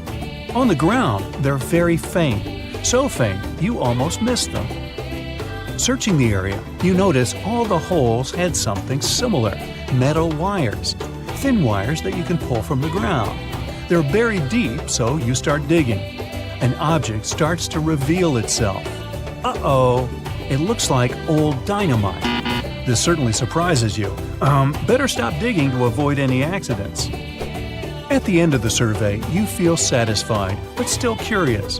What could all this dynamite mean? And who put it there? What comes next is the turning point of your adventure. Walking back to the car, you see something shining on the ground. You approach the item with curiosity. It's round and rusty and looks like a sardine can. What's that doing here? Could this give you more clues about the circle's mystery? Just in case, you pick it up and put it in the car. Back in the city, the puzzle pieces start to reveal the story behind the Sahara Circles. You bring photos and the sardine can and show them to local experts. They analyze your material and give you an intriguing verdict. As it turns out, guess number 1 was the closest one to the truth. So, what happened to the first guess? Why do we need to keep digging deeper? Well, because it was only half right. The Sahara Circles are not a historical footprint of seismic surveying. Back when the circles were made, this technology didn't even exist. But they sure are related to oil exploration. The dynamite-filled holes were an old method for oil searching. The circles are the leftovers of surveyors looking for resources underground. And the sardine cans? Well, they were left by the workers who held explosion works. You gotta eat, right? According to the model of the can, this happened more or less around the 1950s and 1960s. So these circles aren't even that ancient. More like modern ones, if you ask me. Well. Hope you are glad you tagged along and helped unravel this mystery. See you in the next mystery-solving adventure. Imagine you were chosen to answer one of history's most important questions. What was the first civilization on Earth? The job description is simple, yet the task is extremely challenging. You need to unearth the proof of the world's first official civilization. Was it the Sumerians in Old Mesopotamia? Or was it the ancient Egyptians spread out along the Nile River? Not to make you nervous or anything, but history is quite literally in your hands. Good luck! Since you can't turn back the clock and visit Old Mesopotamia to get the answers to your questions, you'll need to research museum databases in order to get some clues. First things first, we need a definition of what is considered a civilization. It's not just thousands of people grouped together and living harmoniously.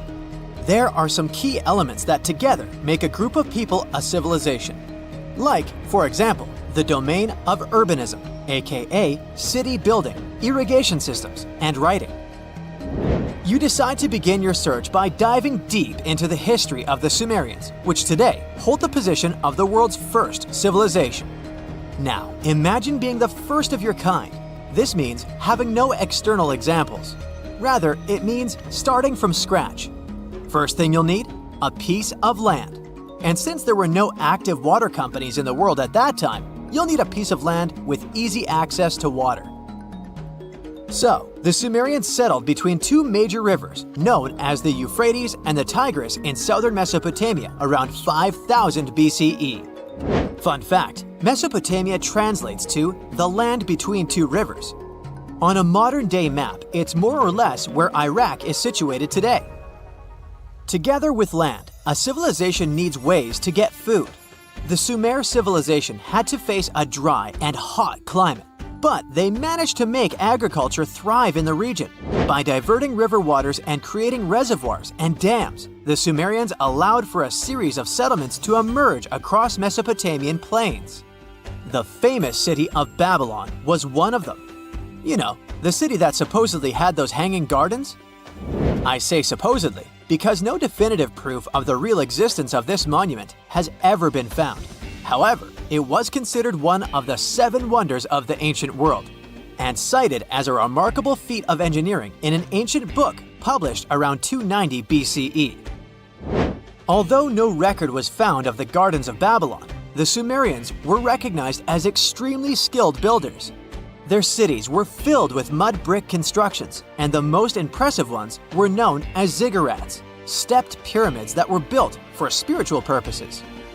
The Sumerians built a trade network to supplement scarce resources and started to exchange goods with civilizations rising nearby, like Anatolia and Egypt. The beginning of trade was what drove the Sumerians to develop what is believed to be the world's first writing system. It began as a simple system, likely dating back to 3400 BCE. In this system, each syllable was represented with a drawing.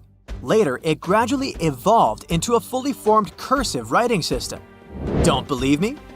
Take a look at this piece from the Babylonian times. This huge basalt plaque is called the Hammurabi Code. It's known to be humanity's first collection of written laws.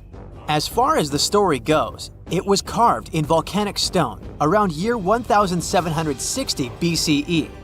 Look at the precision of these carvings. It's quite astonishing. But the content is also surprising, since these 282 rules vary from commercial regulations to strict laws of justice.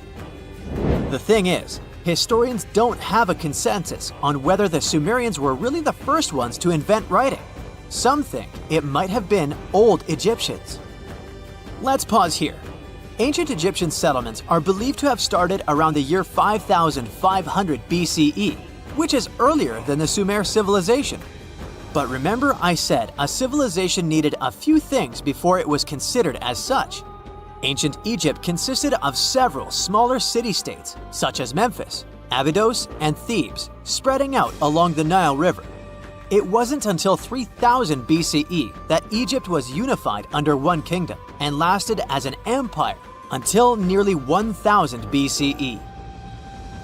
Although there is no consensus on this, some Egypt experts believed that it could have been Sumerian immigrants that founded early Egyptian settlements. The proof could be the presence of cylinder seals made of hard stone, something that was widely used in Sumer. These seals were used to guarantee authenticity in legal transactions, but it's hard to say whether this method was introduced by Sumerian immigrants or simply by trade. Since the time period is not one of the criteria we can use to determine who came first, we'll have to turn to something else. But what? Like the Sumerians, the Egyptians were also highly skilled builders. Duh, they built the famous Giza pyramids and many others all over their territory. In order to enhance their building techniques, they delved into developing a more profound understanding of mathematics.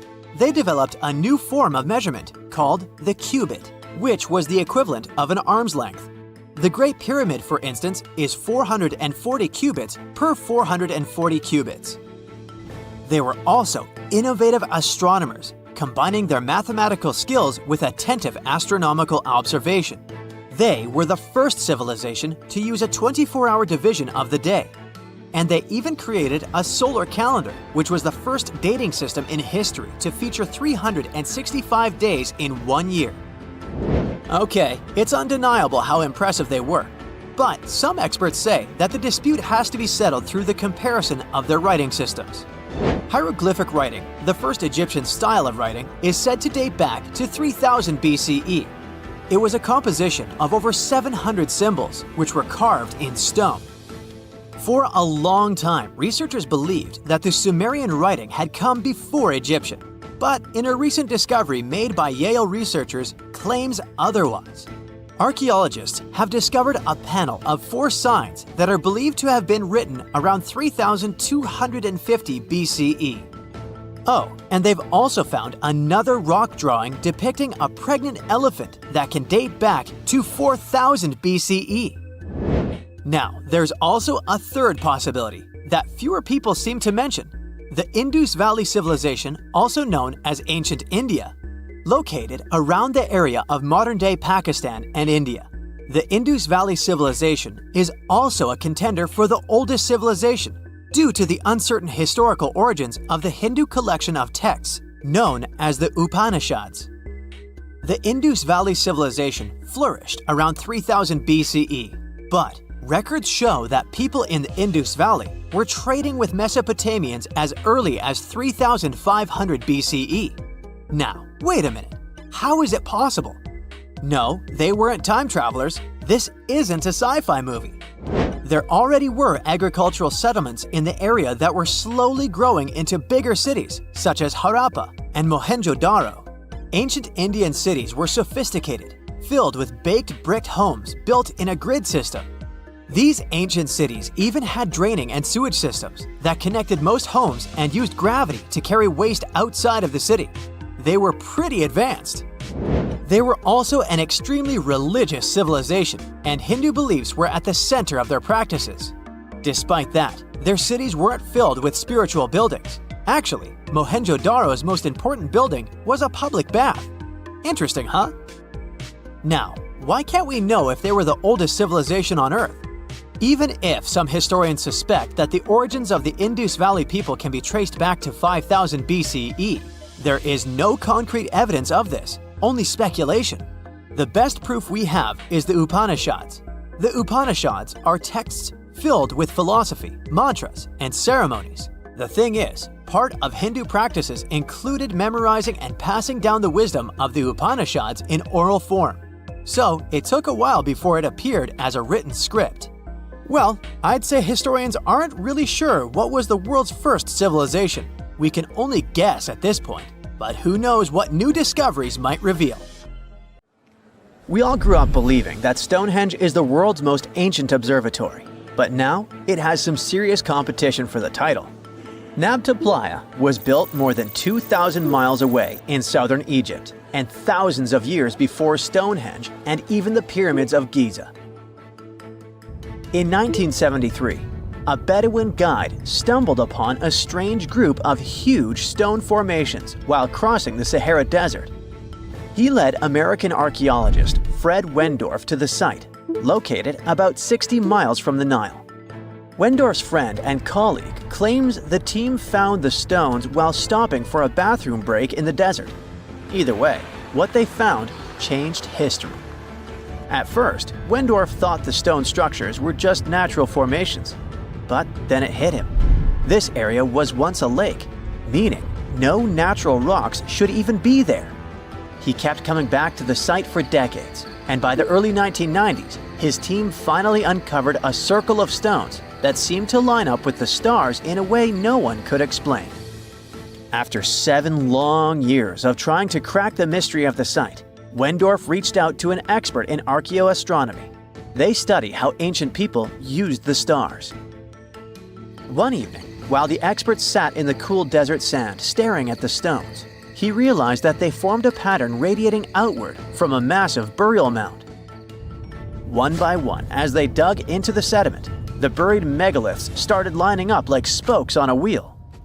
The team had already used radiocarbon dating to test samples from fire hearths and tamarisk wood roofing found inside the stone circle. Nabta Playa had dozens of standing stones, all a few feet tall. Some of them lined up exactly with the sunrise on special days, and others matched up with bright stars in the sky. Inside the big circle, there were 6 special stones that may have been used for rituals or marking important times of the year. Around them, 29 standing stones might have worked like a simple calendar to help people know when it was time for something important, like the summer solstice, the longest day of the year. When the sun rose in just the right spot, it was a sign that the rainy season was coming. The stone circle once aligned with the brightest stars in the northern sky, Arcturus, Sirius, and Alpha Centauri. Some stones even pointed to the constellation Orion. By tracing Arcturus's movement across the sky, they figured out that it matched perfectly with the circle around 4800 BCE. That means it was the oldest astronomical site ever discovered. And the people of Nabta Playa may have been watching the stars thousands of years before telescopes were even invented. It looks like it had a huge meaning for people living and traveling through the desert. Over 10,000 years ago, the long, cold, and dry ice age that lasted for tens of thousands of years was finally fading away. Northern Africa got massive monsoons and rains that filled up seasonal lakes. So, parts of the desert turned into short-lived oases. For the nomadic people who roamed this harsh land, these summer rains were everything. Their entire way of life revolved around cattle. When archaeologists opened the central tomb at Nabta Playa, they dug up cattle bones and even a massive rock carved into the shape of a cow. The people who built it used the stars to guide them and find hidden watering holes like Nabta Playa, which likely held water for about 4 months a year, starting with the summer monsoons. But there was no North Star back then, so instead they navigated using bright stars and the way the sky seemed to spin in circles above them. When the lakes were full, the standing stones would be partly submerged, and from the western shore, you would see the reflection of the stars on the dark water. Nabta Playa is way less famous than Stonehenge, perhaps because its stones were buried and the famous site in England was open to visitors for thousands of years. Sadly, when Nabta Playa did become famous, some tourists ruined parts of it by moving stones around, which messed up the ancient star alignments. To protect it, the authorities moved everything to a museum where people can see the stones and the carved cow statue without damaging them. The Egyptian Observatory isn't the only construction similar to Stonehenge. It has versions that were used for different purposes from Germany and France to the US and the Andes in northern Peru. This last one is actually one of the oldest big structures ever built in this region. The circular plaza is made of 2 giant stone walls arranged in a ring. It was likely used for ceremonies and gatherings. Scientists have carbon dated it to be about 4,750 years old, which means it was built before the Great Pyramids of Egypt and Stonehenge. The plaza had 2 entrances and a special layer of clay, soil, gravel, and charcoal underneath. It was carefully planned and built. Archaeologists also found ceramic pieces, quartz crystals, and gemstones at the site, so it was definitely a special place. People visited it for centuries, but at some point it was sealed off, probably because of changing beliefs and traditions. The most recent discovery was the remains of a large timber circle roughly the same age and with parallels to Stonehenge, all the way up in Denmark. This open-air structure was likely part of a special area where prehistoric people from the late Neolithic and early Bronze Age gathered for rituals and ceremonies. The circle was made up of 45 giant wooden posts, forming a huge ring about 100 feet wide. The wood is gone now, but scientists believe tall timbers once stood in the holes and created an impressive wood henge. No one knows exactly what these circles were used for, but archaeologists have found animal bones and food remains at similar sites. So people probably used to gather there for feasts and rituals. In 2024, Scientists found 2 ancient stone circles from the Neolithic period in Dartmoor National Park in England. Some archaeologists believe they might form a sacred ark. Many of Dartmoor's stone structures were built in a curved shape on the high ground in the center of the area. A long time ago, Dartmoor was covered in forests, so people may have used the high ground as important markers. One of the newly found circles fits inside this ark, but the other one is outside of it, to the north. This could have been an entrance point into the ark. There's also a raised bank of earth near the stones, which looks similar to other famous Neolithic sites, like the Ring of Brodgar in Scotland and Stonehenge itself. This means the people who built these circles may have visited Stonehenge or been inspired by it. Archaeologists in Oman found ancient stone monuments called tralith, which got the nickname Arabian Stonehenge. They were finished about 2,000 years ago, but no one knows for sure who built them or why. Scientists also found stone hand axes that are incredibly old, between 300,000 and 1.3 million years old, from the time when the first humans left Africa. At another site in central Oman, archaeologists discovered a Neolithic tomb from around 5,000 to 4,600 BCE. There are 2 chambers with the bones of dozens of people inside beneath a giant megalithic structure. Nearby, they also discovered rock carvings that were made by people who lived in the area. And then there is another Stonehenge look-alike, this time in Saudi Arabia, that was used as an apartment complex thousands of years ago. Archaeologists discovered a total of 345 stone circles by looking at aerial photos of a lava field. Each circle is between 13 to 26 feet and has at least one large standing stone in the middle. These structures still have remains of stone walls and doorways. Stone circles like Stonehenge are often linked to ceremonies and rituals, but scientists say that many early houses were actually built in round shapes, and rectangular homes only became common much later in history. Archaeologists have been studying Petra in Jordan for 200 years, and in 2024, they found something they had never seen before.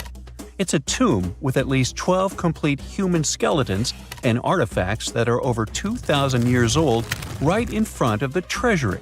Bronze, iron, and ceramic items were placed with the deceased, which shows how people honored their loved ones when they passed away. It's a rare chance for scientists to learn more about the Nabateans, an ancient group of Arabian nomads who built Petra. The objects found in the tomb under Petra's treasury are in amazing condition, but the skeletons became fragile because it's damp inside the tomb. They plan to study the remains and extract DNA to see if the people in the tomb were related. While some scientists are solving tomb mysteries, others have trained AI to find new ancient sites for them. They've created an algorithm that works with a special type of satellite imagery. This technique uses radio waves that can peek under things like sand, soil, and even ice to find hidden objects. AI will help search a huge desert on the Arabian Peninsula called the Empty Quarter for archaeological treasures. The lead scientists of the experiment trained the algorithm to recognize hidden locations using data from a site they had found before. The new tech can discover buried structures within 20 inches, which is very precise. Another groundbreaking tech, LiDAR, which means light detection and ranging, helped archaeologists reveal new hidden cities all around the world. LiDAR can see big structures beneath layers of vegetation and map even subtle changes in ancient landscapes. They use it to scan large areas from a small plane flying over places that aren't so easy to study from the ground, like dense jungle. In 2024 alone, they found new Maya settlements in southern Mexico, gardens, roads, and rivers in Ecuador's Amazon rainforest, ancient ruins on the Pacific island of Tonga, and the remains of 2 medieval cities along the Silk Road route in Uzbekistan. Maybe some smart technology can also explain what Marge Simpson is doing on Earth in an ancient Egyptian tomb from 3,000 years ago. The drawing, featuring a woman with yellow-colored skin, a blue crown, and a green outfit, is alarmingly like the famous cartoon character. If you don't see a resemblance here, I hope you'll at least enjoy an amazingly well-preserved necklace with amethyst and agate beads. It's from another recent find from Egypt, an ancient tomb with 11 sealed burials near Luxor. Archaeologists also found 2 copper mirrors, one with a lotus-shaped handle and the second with a unique design of the deity of the sky, women, fertility, and love in ancient Egypt. The hair of the figurine was originally made from almost 4,000 mud beads. Another awesome find from 2024 is an ancient Greek shrine with intact burials, a sarcophagus, and plenty of gold inside. They think it was built before the year 300 before the Common Era, and the marble lions, also found inside, were made from the same marble as the Parthenon in Athens. Greece is so full of ancient treasures that the city of Thessaloniki will house around 300,000 of those artifacts in their new subway system. Meanwhile, archaeologists in France have found a monument unlike any other, and they can't figure out what it was used for. It's direct proof that people used to live here between the Neolithic and the early Iron Age periods. The coolest part is a monument made of 3 unique shapes that fit together like puzzle pieces. Some gravel found in the monument could mean there used to be a wooden fence called a palisade. People who built it probably used it for protection or decoration. The team studied the layers of soil around the monument to learn more about its origins. The only tools found so far were sharp flint stones, not the cartoon characters, which were used during the Neolithic period. The next step will be radiocarbon dating to figure out exactly how old the site is.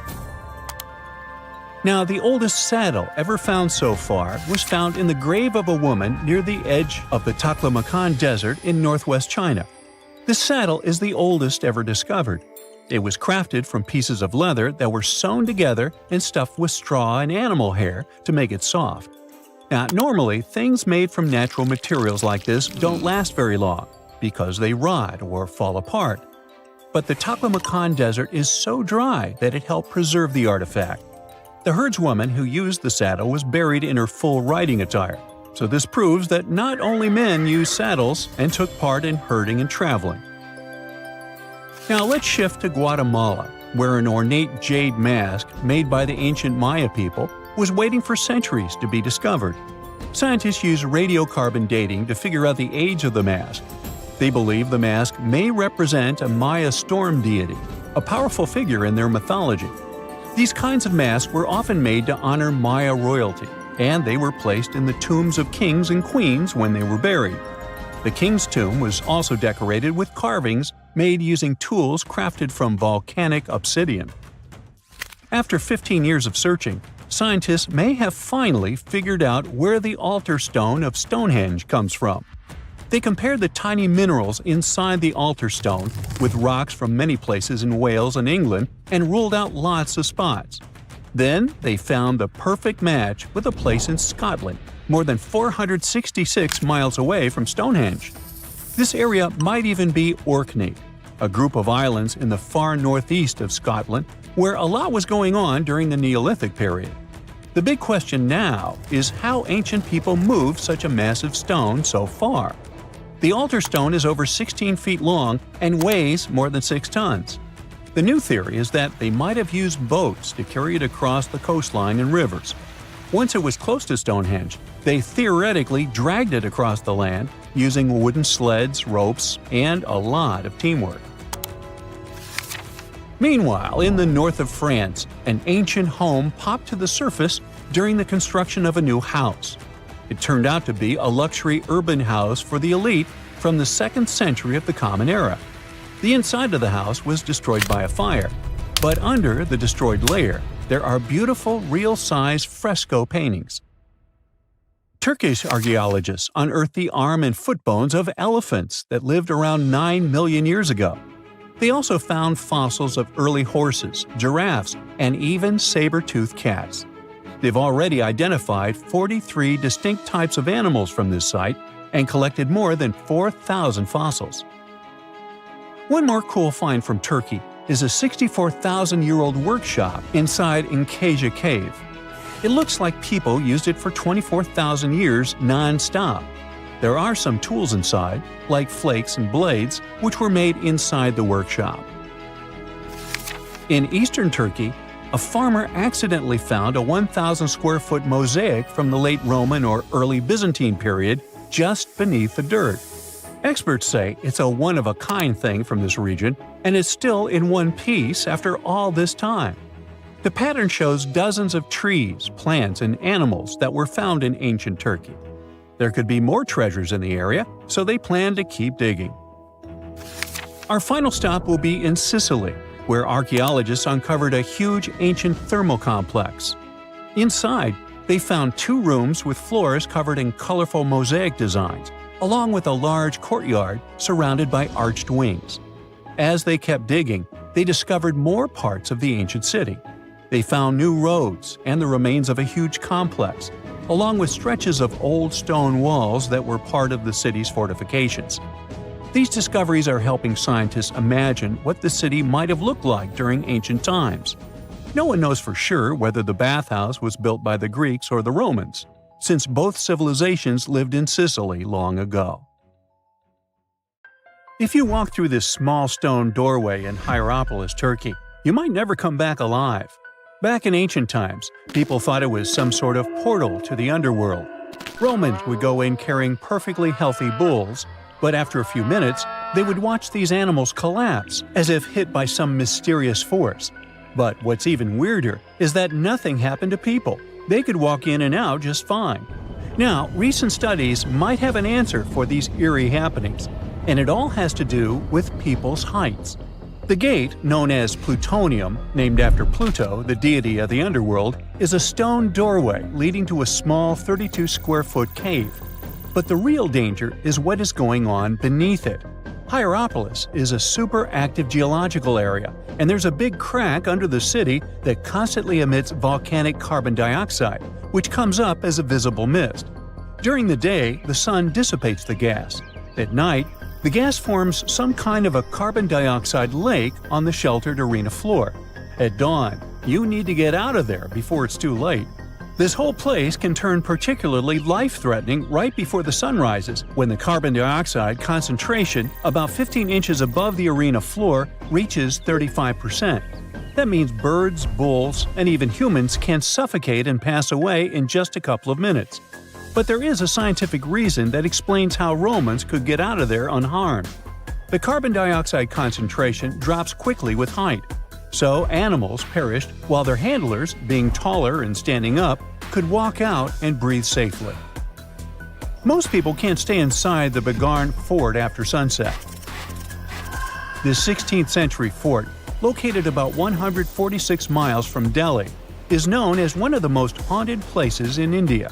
During the day, the area is bustling with visitors who can walk through the main gate of this once grand fort city and check out the ruins of temples and palaces.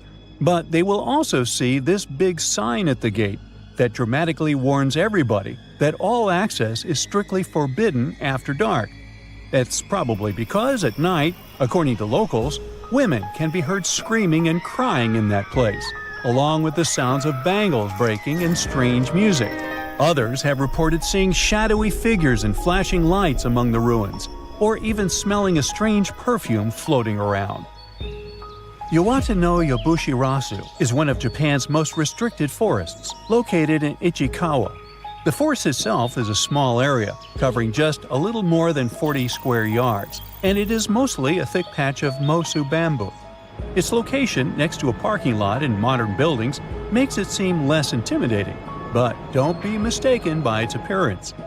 Since at least the 19th century, people have said that anyone who enters this forest is bound to disappear and never be seen again. So, as soon as you arrive, a sign near the forest tells you about its history and the curse believed to be linked to it. Some rumors suggest the creepy presence of an ancient samurai lord walking around. Other legends say that the forest hides a bottomless pit filled with poisonous gas. Whether these stories are true or not, today, the area is enclosed by stone walls, and entry is still strictly prohibited. In a valley called the Dark Entry Forest in Connecticut, you will find Dudleytown, but you definitely shouldn't go inside. Not only has the land been private property since the 1920s, but it is also known as one of the spookiest places on Earth.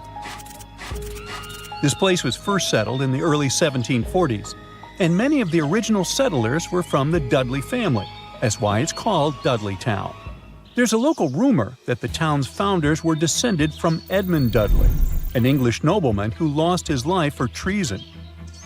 The legend says this curse followed the Dudley family all the way across the Atlantic to America, and their misfortune is said to be responsible for crop failures, mental problems, and several tragic incidents in the village.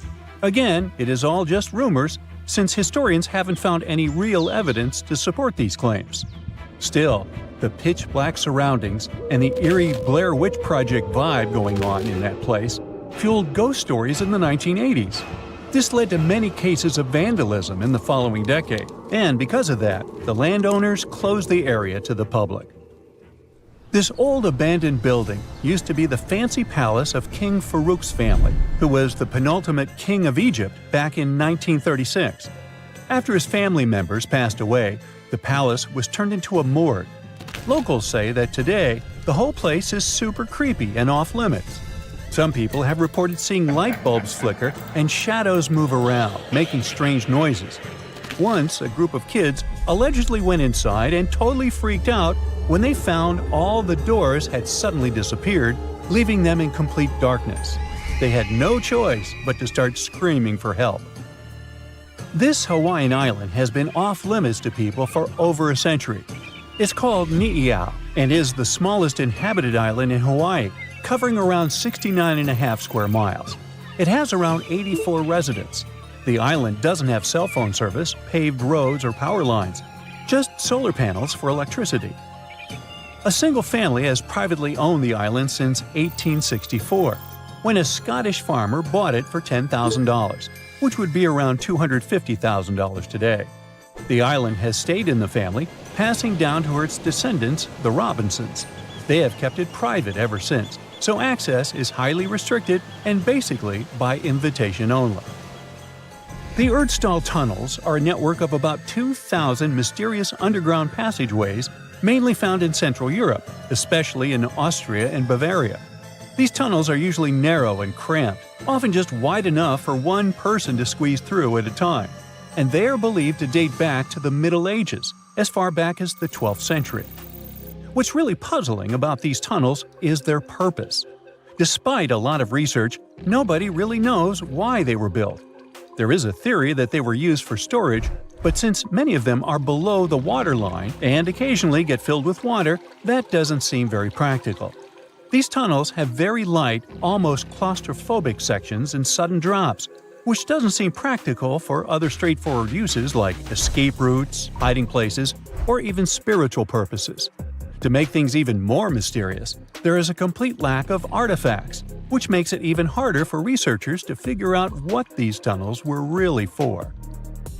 Since 2019, adventurous people can get arrested if they try to climb this rock. Uluru, also known as Ayers Rock, has been off-limits because it is now considered a sacred site for local communities. But the fact that it is also extremely dangerous probably played a big role in the decision to close it off to visitors. This rock is 1,142 feet high, which is about the height of an 80-story building. The climb to the summit can be very slippery, and high temperatures, which can hit 116 degrees Fahrenheit in the summer, have led to people passing away from dehydration and heat-related issues. Something even creepier happens at the top of the rock right after storms. When it rains, small tadpole-like crustaceans called shield shrimp hatch in temporary waterholes and rock pools on top of Uluru.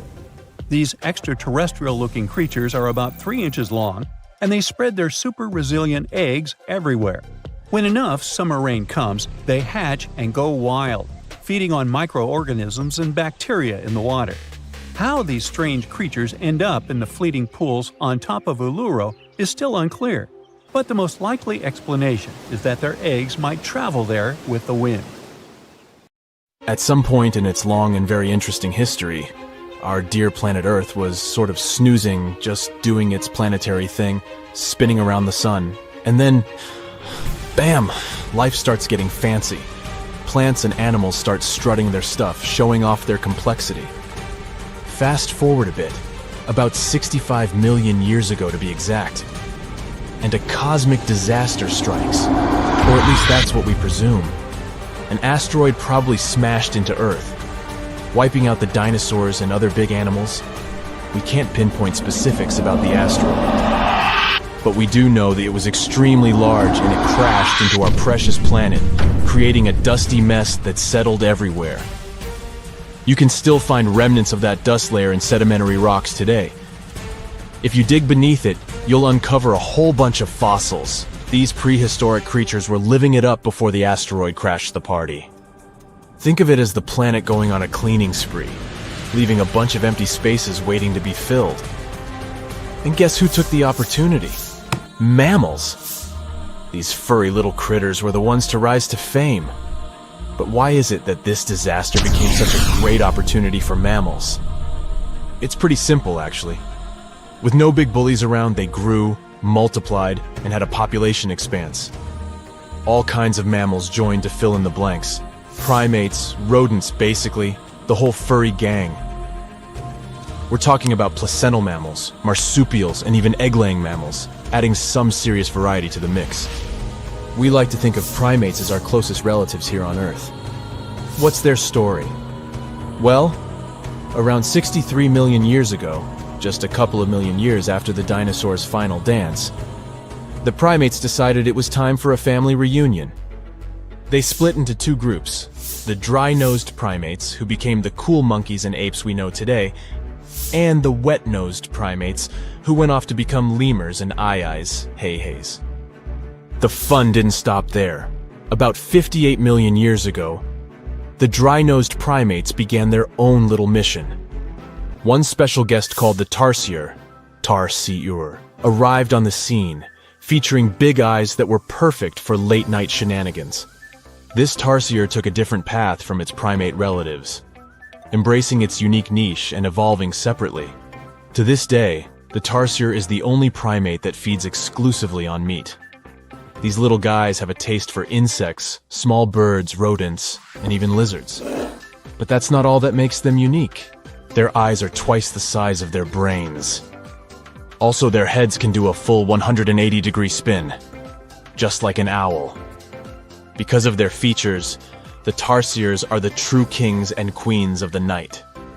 With their superpower of ultrasonic tracking, they can spot their prey instantly. Plus, their legs and feet are like springs ready to launch them into action. They've got this special ankle bone called the tarsus, which gives them those epic leaping skills. Hence the name, if you were wondering. But let's leave these little critters to rest and get back to our story, shall we? About 55 million years ago, the Earth cranked up the heat, literally. This sudden hot pod was a bit too much for many deep ocean dwellers and plants to handle, and they bid their farewells. But hey, every goodbye is an opportunity for something new, right? The oceanic mammals known as cetaceans, saw their chance and took it. They splashed into those empty niches, becoming the rulers of the sea. In this category of creatures, you can find the blue whale and the dolphin. A special primate guest made an appearance around 47 million years ago. Scientists now affectionately call the fossil of such a creature Ida. This little wonder caused quite a stir, initially hailed as the missing link in human evolution. But here's the hilarious part. It turned out Ida was not one of us dry-nosed primates, but a cheeky wet-nosed one. Moving forward to 40 million years ago, this is when another big event happened in the primate world. The New World monkeys, our distant cousins, decided to take a different path and branch off from our lineage of Old World monkeys. They packed their bags and set off to conquer South America, where they're still living it up today. What's the difference between the two, you might ask? Well, one crucial thing that sets them apart is the fact that the Old World monkeys had nostrils that pointed downwards. Around 25 million years ago, another troop of apes entered the scene, and these guys had something special: the lack of a tail. These unique creatures would go on to become our closest relatives. We're talking apes and great apes, the cool gang who share a whole lot of genetic similarities with us. The first ape to break free from the monkey madness was the gibbon. About 18 million years ago is when this little acrobat swung into the picture. A few million years later, the great apes made their grand entrance too. Orangutans were the pioneers, venturing into the wilds of southern Asia. We're getting closer and closer to the present. It was 7 million years ago when the great apes took a major fork in the evolutionary road. One path led to our ancestors, the future Homo sapiens, and the other path led to chimpanzees and bonobos. These two primate branches remained united for a few million years before finally going their separate ways. 5.6 million years ago, a game-changing ape, called Ardipithecus, made its way into our evolutionary history.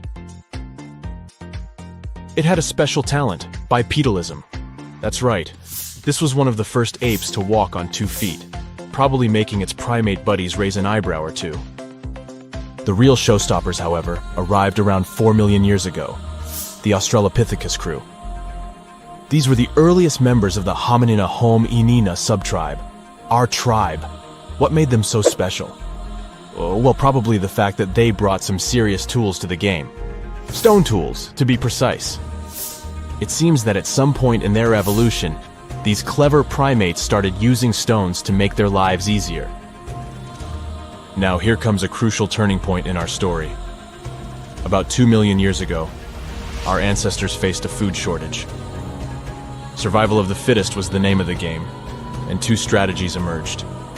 Group 1 went for stronger jaws, allowing them to chomp on tough foods like nuts. Group 2 had a different idea. They opted for weaker jaws, but bigger brains. They wanted access to a wider range of food options. Obviously, the bigger-brained group took the prize. And here's where our gang comes into play. Around 2.5 million years ago, a type of primate also known as handyman made its mark on history. These clever beings had larger brains and knew how to put those neurons to good use. About 1.9 million years ago, a new star emerged, Homo erectus. These creatures not only walked upright, but also had brains that were almost twice the size of the handyman's. They took the world by surprise, becoming the first of our direct ancestors to venture out of the African continent. They even knew how to tame fire. Approximately 700,000 years ago, the world witnessed a culinary revolution. The earliest evidence of cooking appeared. And around 500,000 years ago, our ancestors decided it was time to become a bit more fashionable, donning the first evidence of clothing. Our very own species came to be just 300,000 years ago. Told you we were late to the party. But the world was never the same after the appearance of Homo sapiens, the anatomically modern humans. Alongside our other relatives, we emerged, ready to conquer the world with our innovative minds and complex societies. The exact path of our evolution remains a bit of a mystery. But what we do know for sure is that Neanderthals joined the party around at some point too. As Homo sapiens flourished, so did our capacity for language. Modern speech is believed to have emerged almost hand in hand with our species. We started expressing ourselves, sharing stories, and shaping the world with our words. So, there you have it. It took 13.8 billion years of cosmic history for humans to make their entrance. Think about it. 99.998% of the time since the Big Bang, we weren't even around. Our species, Homo sapiens, is the toddler of the Earth's family, existing for just the tiniest fraction of the universe's timeline. Yet, in this blink of an eye, we've managed to unravel the entire story that led to our existence. The story won't end with us. It's an ongoing saga, still being written with every passing moment.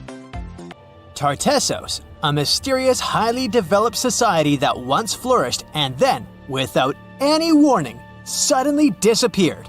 Moreover, before they were completely gone, they performed some strange rituals, as if they were trying to save themselves from something.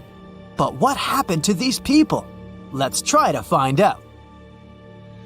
Let's go to the southwest of Spain, to about 2,500 years ago. Once, there was a beautiful city here, a trade center of Tartessos. Imagine the temple in the middle of a deserted town. A breathtaking, monumental two-story building. There's a thick smell of frying meat in the air, and the smoke from its frying rises high into the sky, covering the patterns of the sanctuary. The sun has already set, and it's time to prepare for the ritual. We enter the ancient monumental hall. Inside, hundreds of people gather around a long wooden table lined with delicate ceramics and bronze bowls. They feast and drink. These people have much more fun than the animals outside the building. These animals are being prepared for the ritual. Horses, cows, pigs, donkeys, even dogs. All of them were brought here to appease the deities. And what happens after the ritual itself is even crazier. At the end of the ceremony, people take torches and set fire to the whole building. Everything turns to ashes and coals, and when the last embers fade away, they take shovels and begin to bury this place. It will take them at least several days to bury the former sanctuary under piles of earth. They work tirelessly. In some places, the thickness of the layers of mud and clay will reach almost 14 feet. And then these people, the last known Tartessians, just leave this place and disappear from our world forever. But what just happened? Why did they even do all this? Let's start from the beginning. Tartessos was first mentioned in Greek and Roman texts thousands of years ago, but for a long time, we had no idea what it even was. All the descriptions were contradictory and confusing. Some archaeologists thought that Tartessos was a kind of seaport. Others thought that it was a river or a water reservoir. They even said this place could be connected with the mystical Atlantis. But there was nothing to back it up with, so the scientific community quickly rejected this idea. But today, we know the truth. Tartessos was an ancient civilization. It's been located on the Iberian Peninsula, one of the southernmost islands of Europe. It flourished in the 9th to 5th centuries BC, and then, around 2,500 years ago, suddenly disappeared.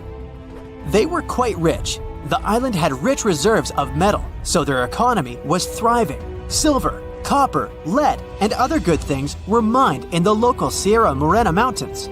Almost all the locals were engaged in trade. For them, it was a common thing.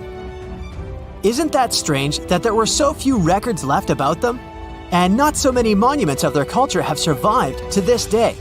In total, throughout Spain, scientists were able to collect around 20 archaeological finds related to Tartessos. 3 of them were excavated in the Guadiana Valley: Cancho Roano, Casas del Turrunuelo, and La Mata. Let's start with the first one. Cancho Roano was discovered in 1978. This find was one of the most significant pieces of the puzzle. This is one of the most beautifully preserved structures of the Tartessian civilization. Not only the walls have survived to this day, but so did the altar, the moat, and even several artifacts. For example, some jewelry and wine glasses. It was a square building surrounded by a deep moat filled with water. And, to be honest, we still don't know its exact purpose. We only assume that it could be an ancient temple. Some rituals were carried out there. For instance, they would set fire to the temple and cover it with thick layers of sand and clay. They even left some expensive artifacts inside, tools, gold jewelry, and so on. Moving on to the next find. Casas del Turrunuelo is one of the best preserved buildings in the entire Western Mediterranean. We only discovered it a couple of years ago, back in 2015. And it hasn't been studied that well yet. But we already know that this place is also pretty weird. Casas del Turrunuelo was a very rich building. It wasn't just some kind of temporary camp.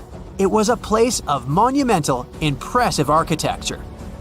Massive staircases, vaulted ceilings, luxurious materials brought from all over the Mediterranean, and the latest construction technologies.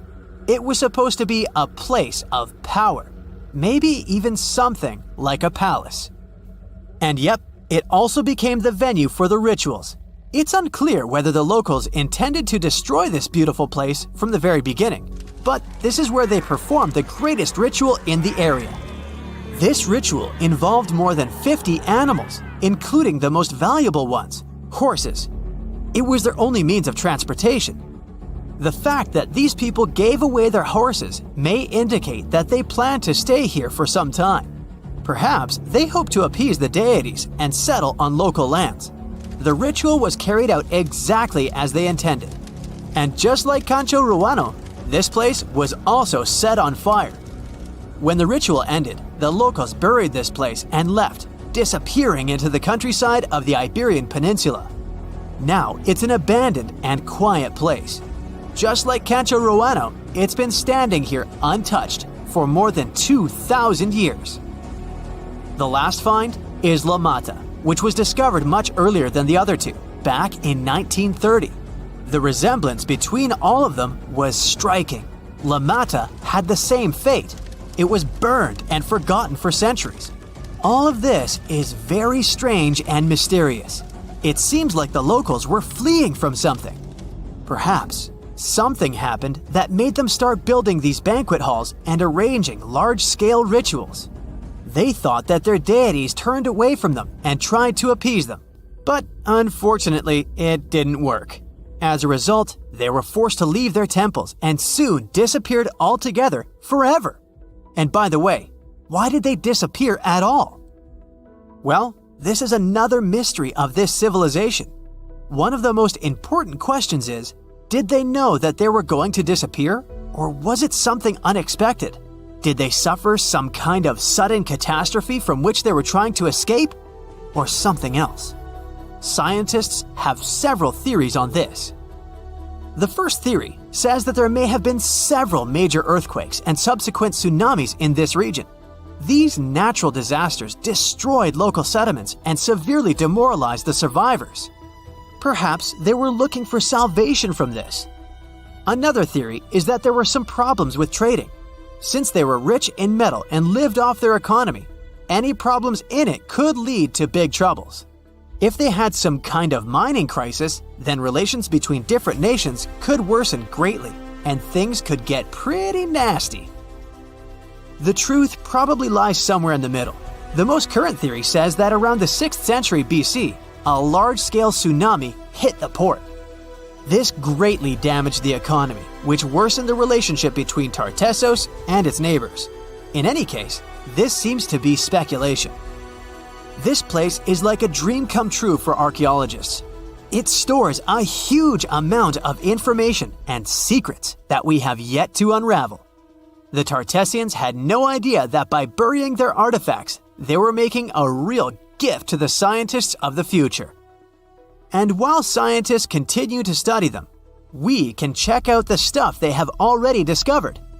History lovers can see Tartessian tools, horse figurines, and decorated ivory in the Archaeological Museum of Badajoz. Let's hope that in the future, scientists will learn more interesting things about this civilization, and we'll finally find out what happened to them. Have you heard of Göbekli Tepe? It's an ancient site in Turkey that literally made historians rewrite history books. Over 11,000 years ago, a group of prehistoric humans crafted an enigmatic masterpiece that's even older than Stonehenge.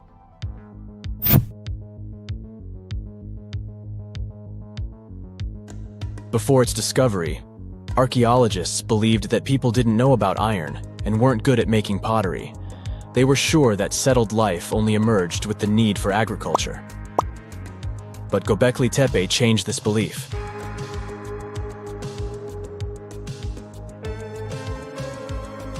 The place has revealed that it was the temple that paved the way for a settled life, not agriculture.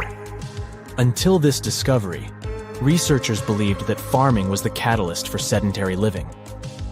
Meet Professor Schmidt, the guy whose findings changed this theory. He managed to prove that hunter-gatherer communities laid the very foundations of this way of life.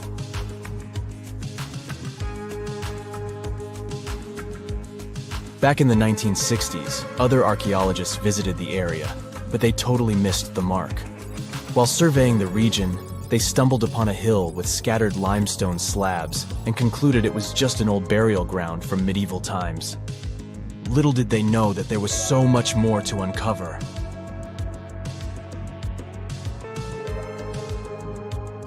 In 1994, Schmidt embarked on his own survey of prehistoric sites in the area.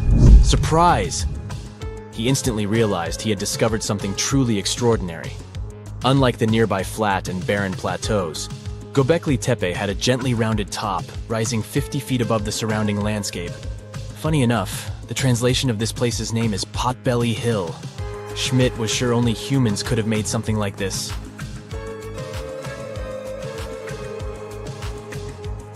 Those broken limestone pieces that were mistaken for gravestones turned out to be way more exciting. It was like stumbling upon a hidden treasure.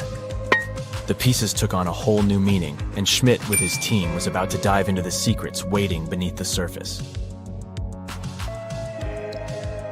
To their surprise, they found no traces of a settlement, no hearths for cooking, no houses, and none of those adorable clay figurines commonly found in nearby sites of similar age.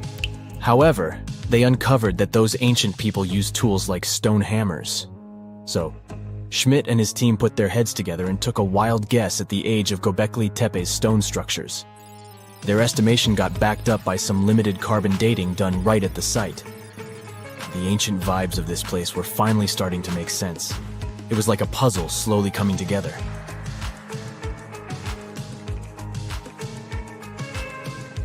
You may think that back then, people didn't have special tools to create something as cool as Göbekli Tepe. Not true. Turns out, these prehistoric folks used flint tools instead of fancy metal chisels. They were also skilled at chipping away softer limestone and crafting pillars right on the spot. Afterward, they carried the pillars a short distance to the summit and placed them upright. Once the stone rings were complete, they covered them with layers of dirt. Over time, they added new rings, and voila! You've got a cool hill to impress people in the future.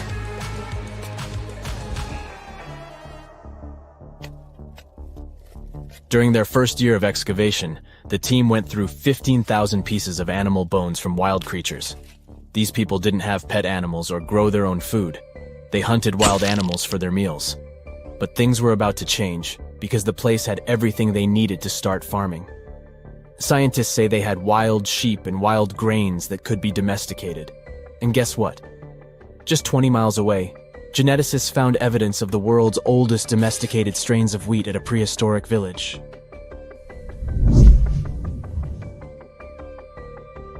These amazing findings have completely changed how we view civilization. In the past, experts believed that people needed to learn how to farm and settle in one place before they could build temples and develop complex societies. But guess what? Schmidt's research flips that idea on its head. He claims that the incredible effort put into constructing these astonishing structures actually set the stage for the development of advanced societies. It means that societal and cultural changes happened before agriculture. Schmidt has this fascinating hypothesis about Göbekli Tepe. He thinks it could have been a special burial site where people left their loved ones. And here's the twist. The burial site was adorned with fancy statues and symbols representing deities from the spiritual realm. The idea that Göbekli Tepe could have served as a sacred place adds another layer of complexity to the whole story. While the site's true purpose may remain elusive, Schmidt's insights invite us to consider the profound interplay between life and the afterlife, and the deep reverence ancient hunter-gatherer societies may have had for their departed ancestors. Now let's talk about the stars of the show, the mesmerizing T-shaped columns that dominate Göbekli Tepe. These mysterious structures range from 10 to 20 feet tall and most likely represent stylized human figures. But one figure stands out from the rest, the three-dimensional lion relief. This depiction really fires up our imagination. Why? Because it hints at the possibility that lions roamed Anatolia during the Neolithic period.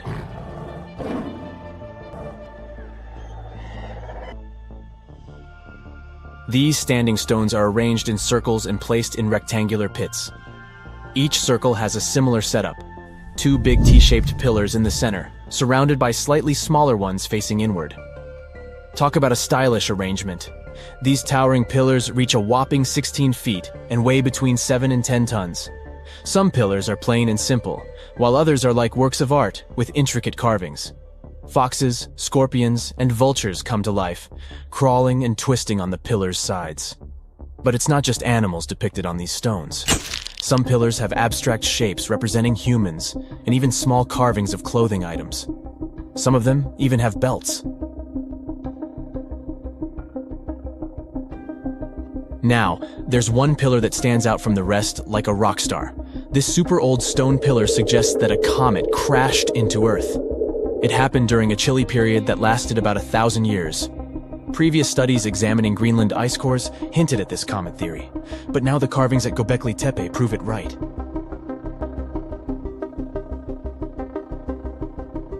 The carvings on the pillars are like a historical comic strip. They even show a headless human figure. Researchers fed the images into a computer and discovered their connections to constellations, indicating that this temple might have been an ancient observatory. It's like our ancestors were trying to document this cataclysmic event in their own unique way. Archaeologists have been excavating and researching Göbekli Tepe since the mid-1990s, peeling back layers of history and providing us with a deeper understanding of the intricate relationship between various elements. They have no plans to stop the whole process for another 150 years. Who knows what else they'll find? You see, Göbekli Tepe has been labeled purely as a ritual site with no signs of domestic activities.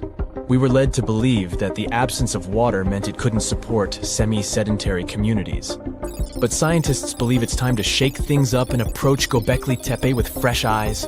It's time to question what we believed before and use new evidence and different ways of thinking.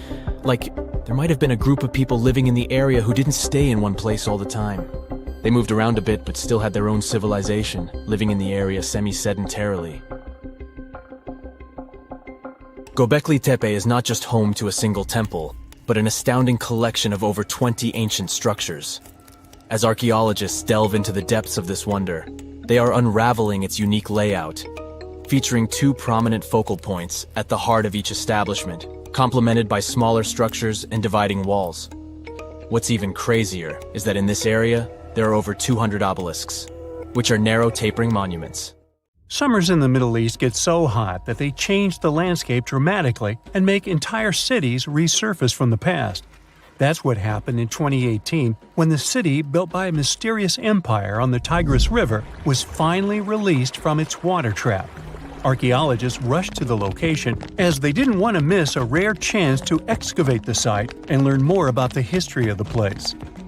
They believe they've found the Bronze Age city Zakiku, founded over 3,000 years ago and fully submerged in the 1980s when a dam was built in its place.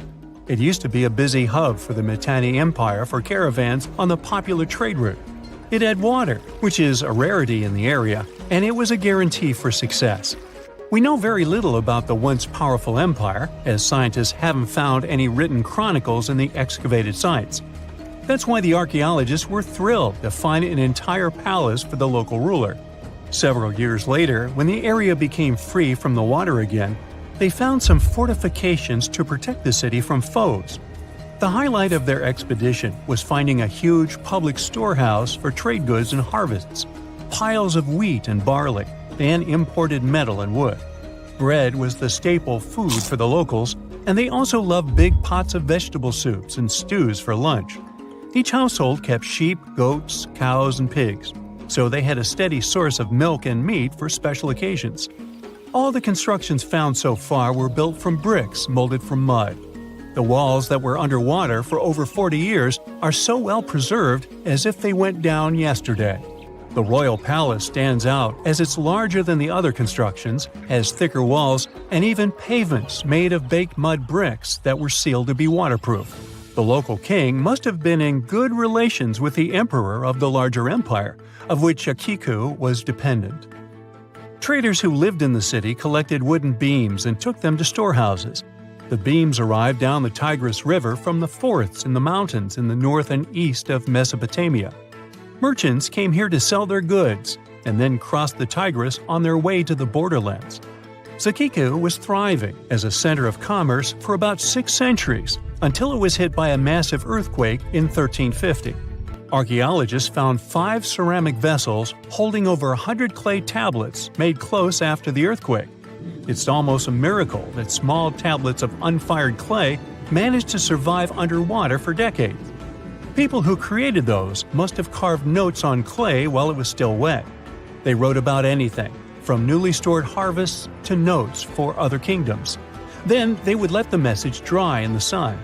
Scribes even had to learn a different language so that everyone outside the city could read it. Scientists believe the tablets they found used to be part of a private archive. They hoped to decipher the notes to learn more about the history of Zakiku and the whole empire after the terrible earthquake.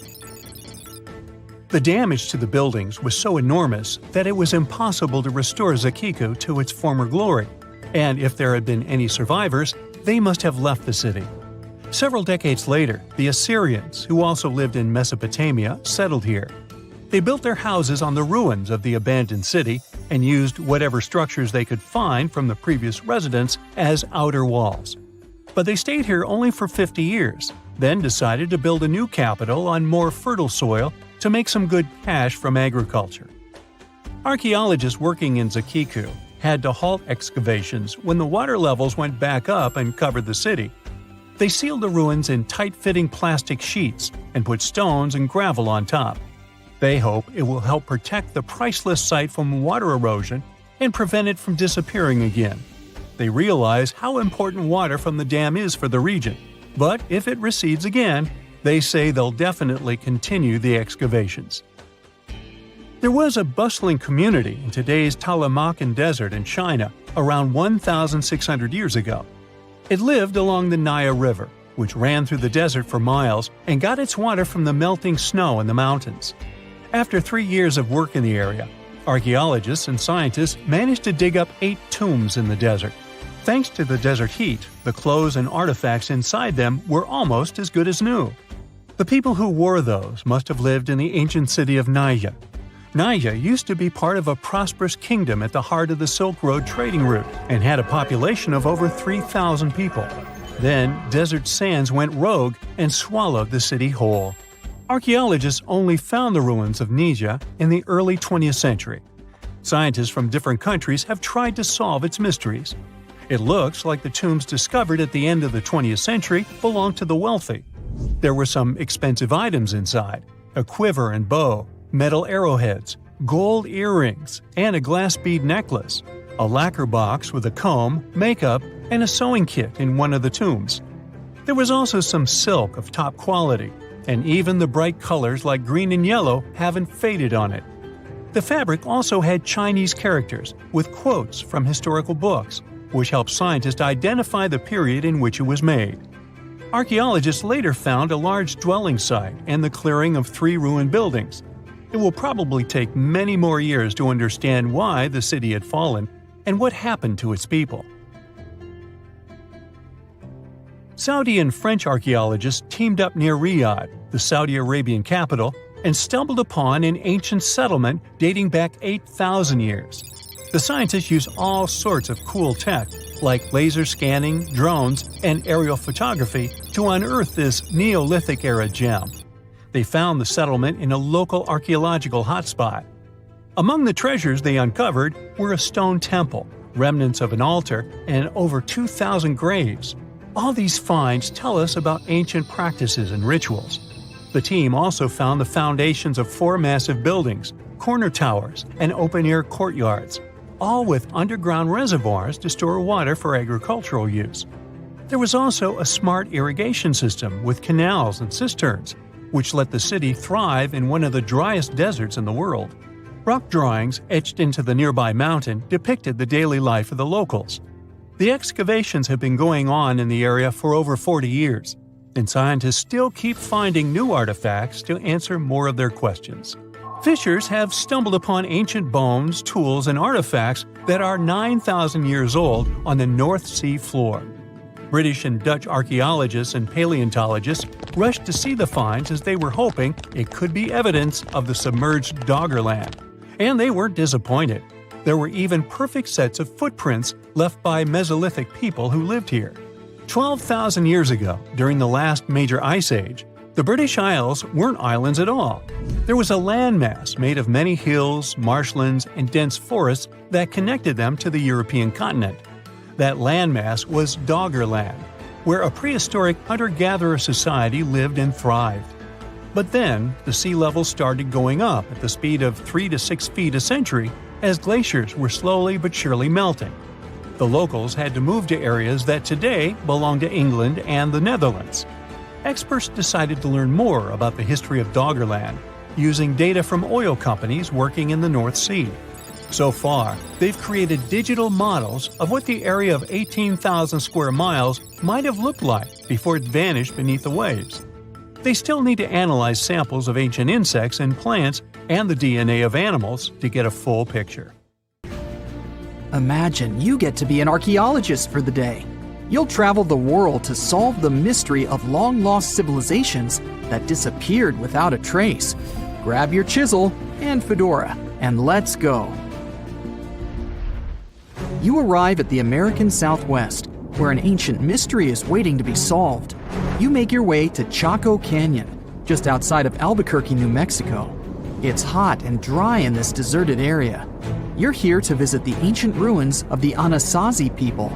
It's said that they were a thriving civilization that met a mysterious end. You hike a few miles before you begin to make out the shape of dwellings, constructions built of stone in the middle of the canyon. This is Pueblo Bonito, a 10th century complex that contains as many as 800 rooms and stands over 5 stories tall. The buildings are beautiful and made from sandstone.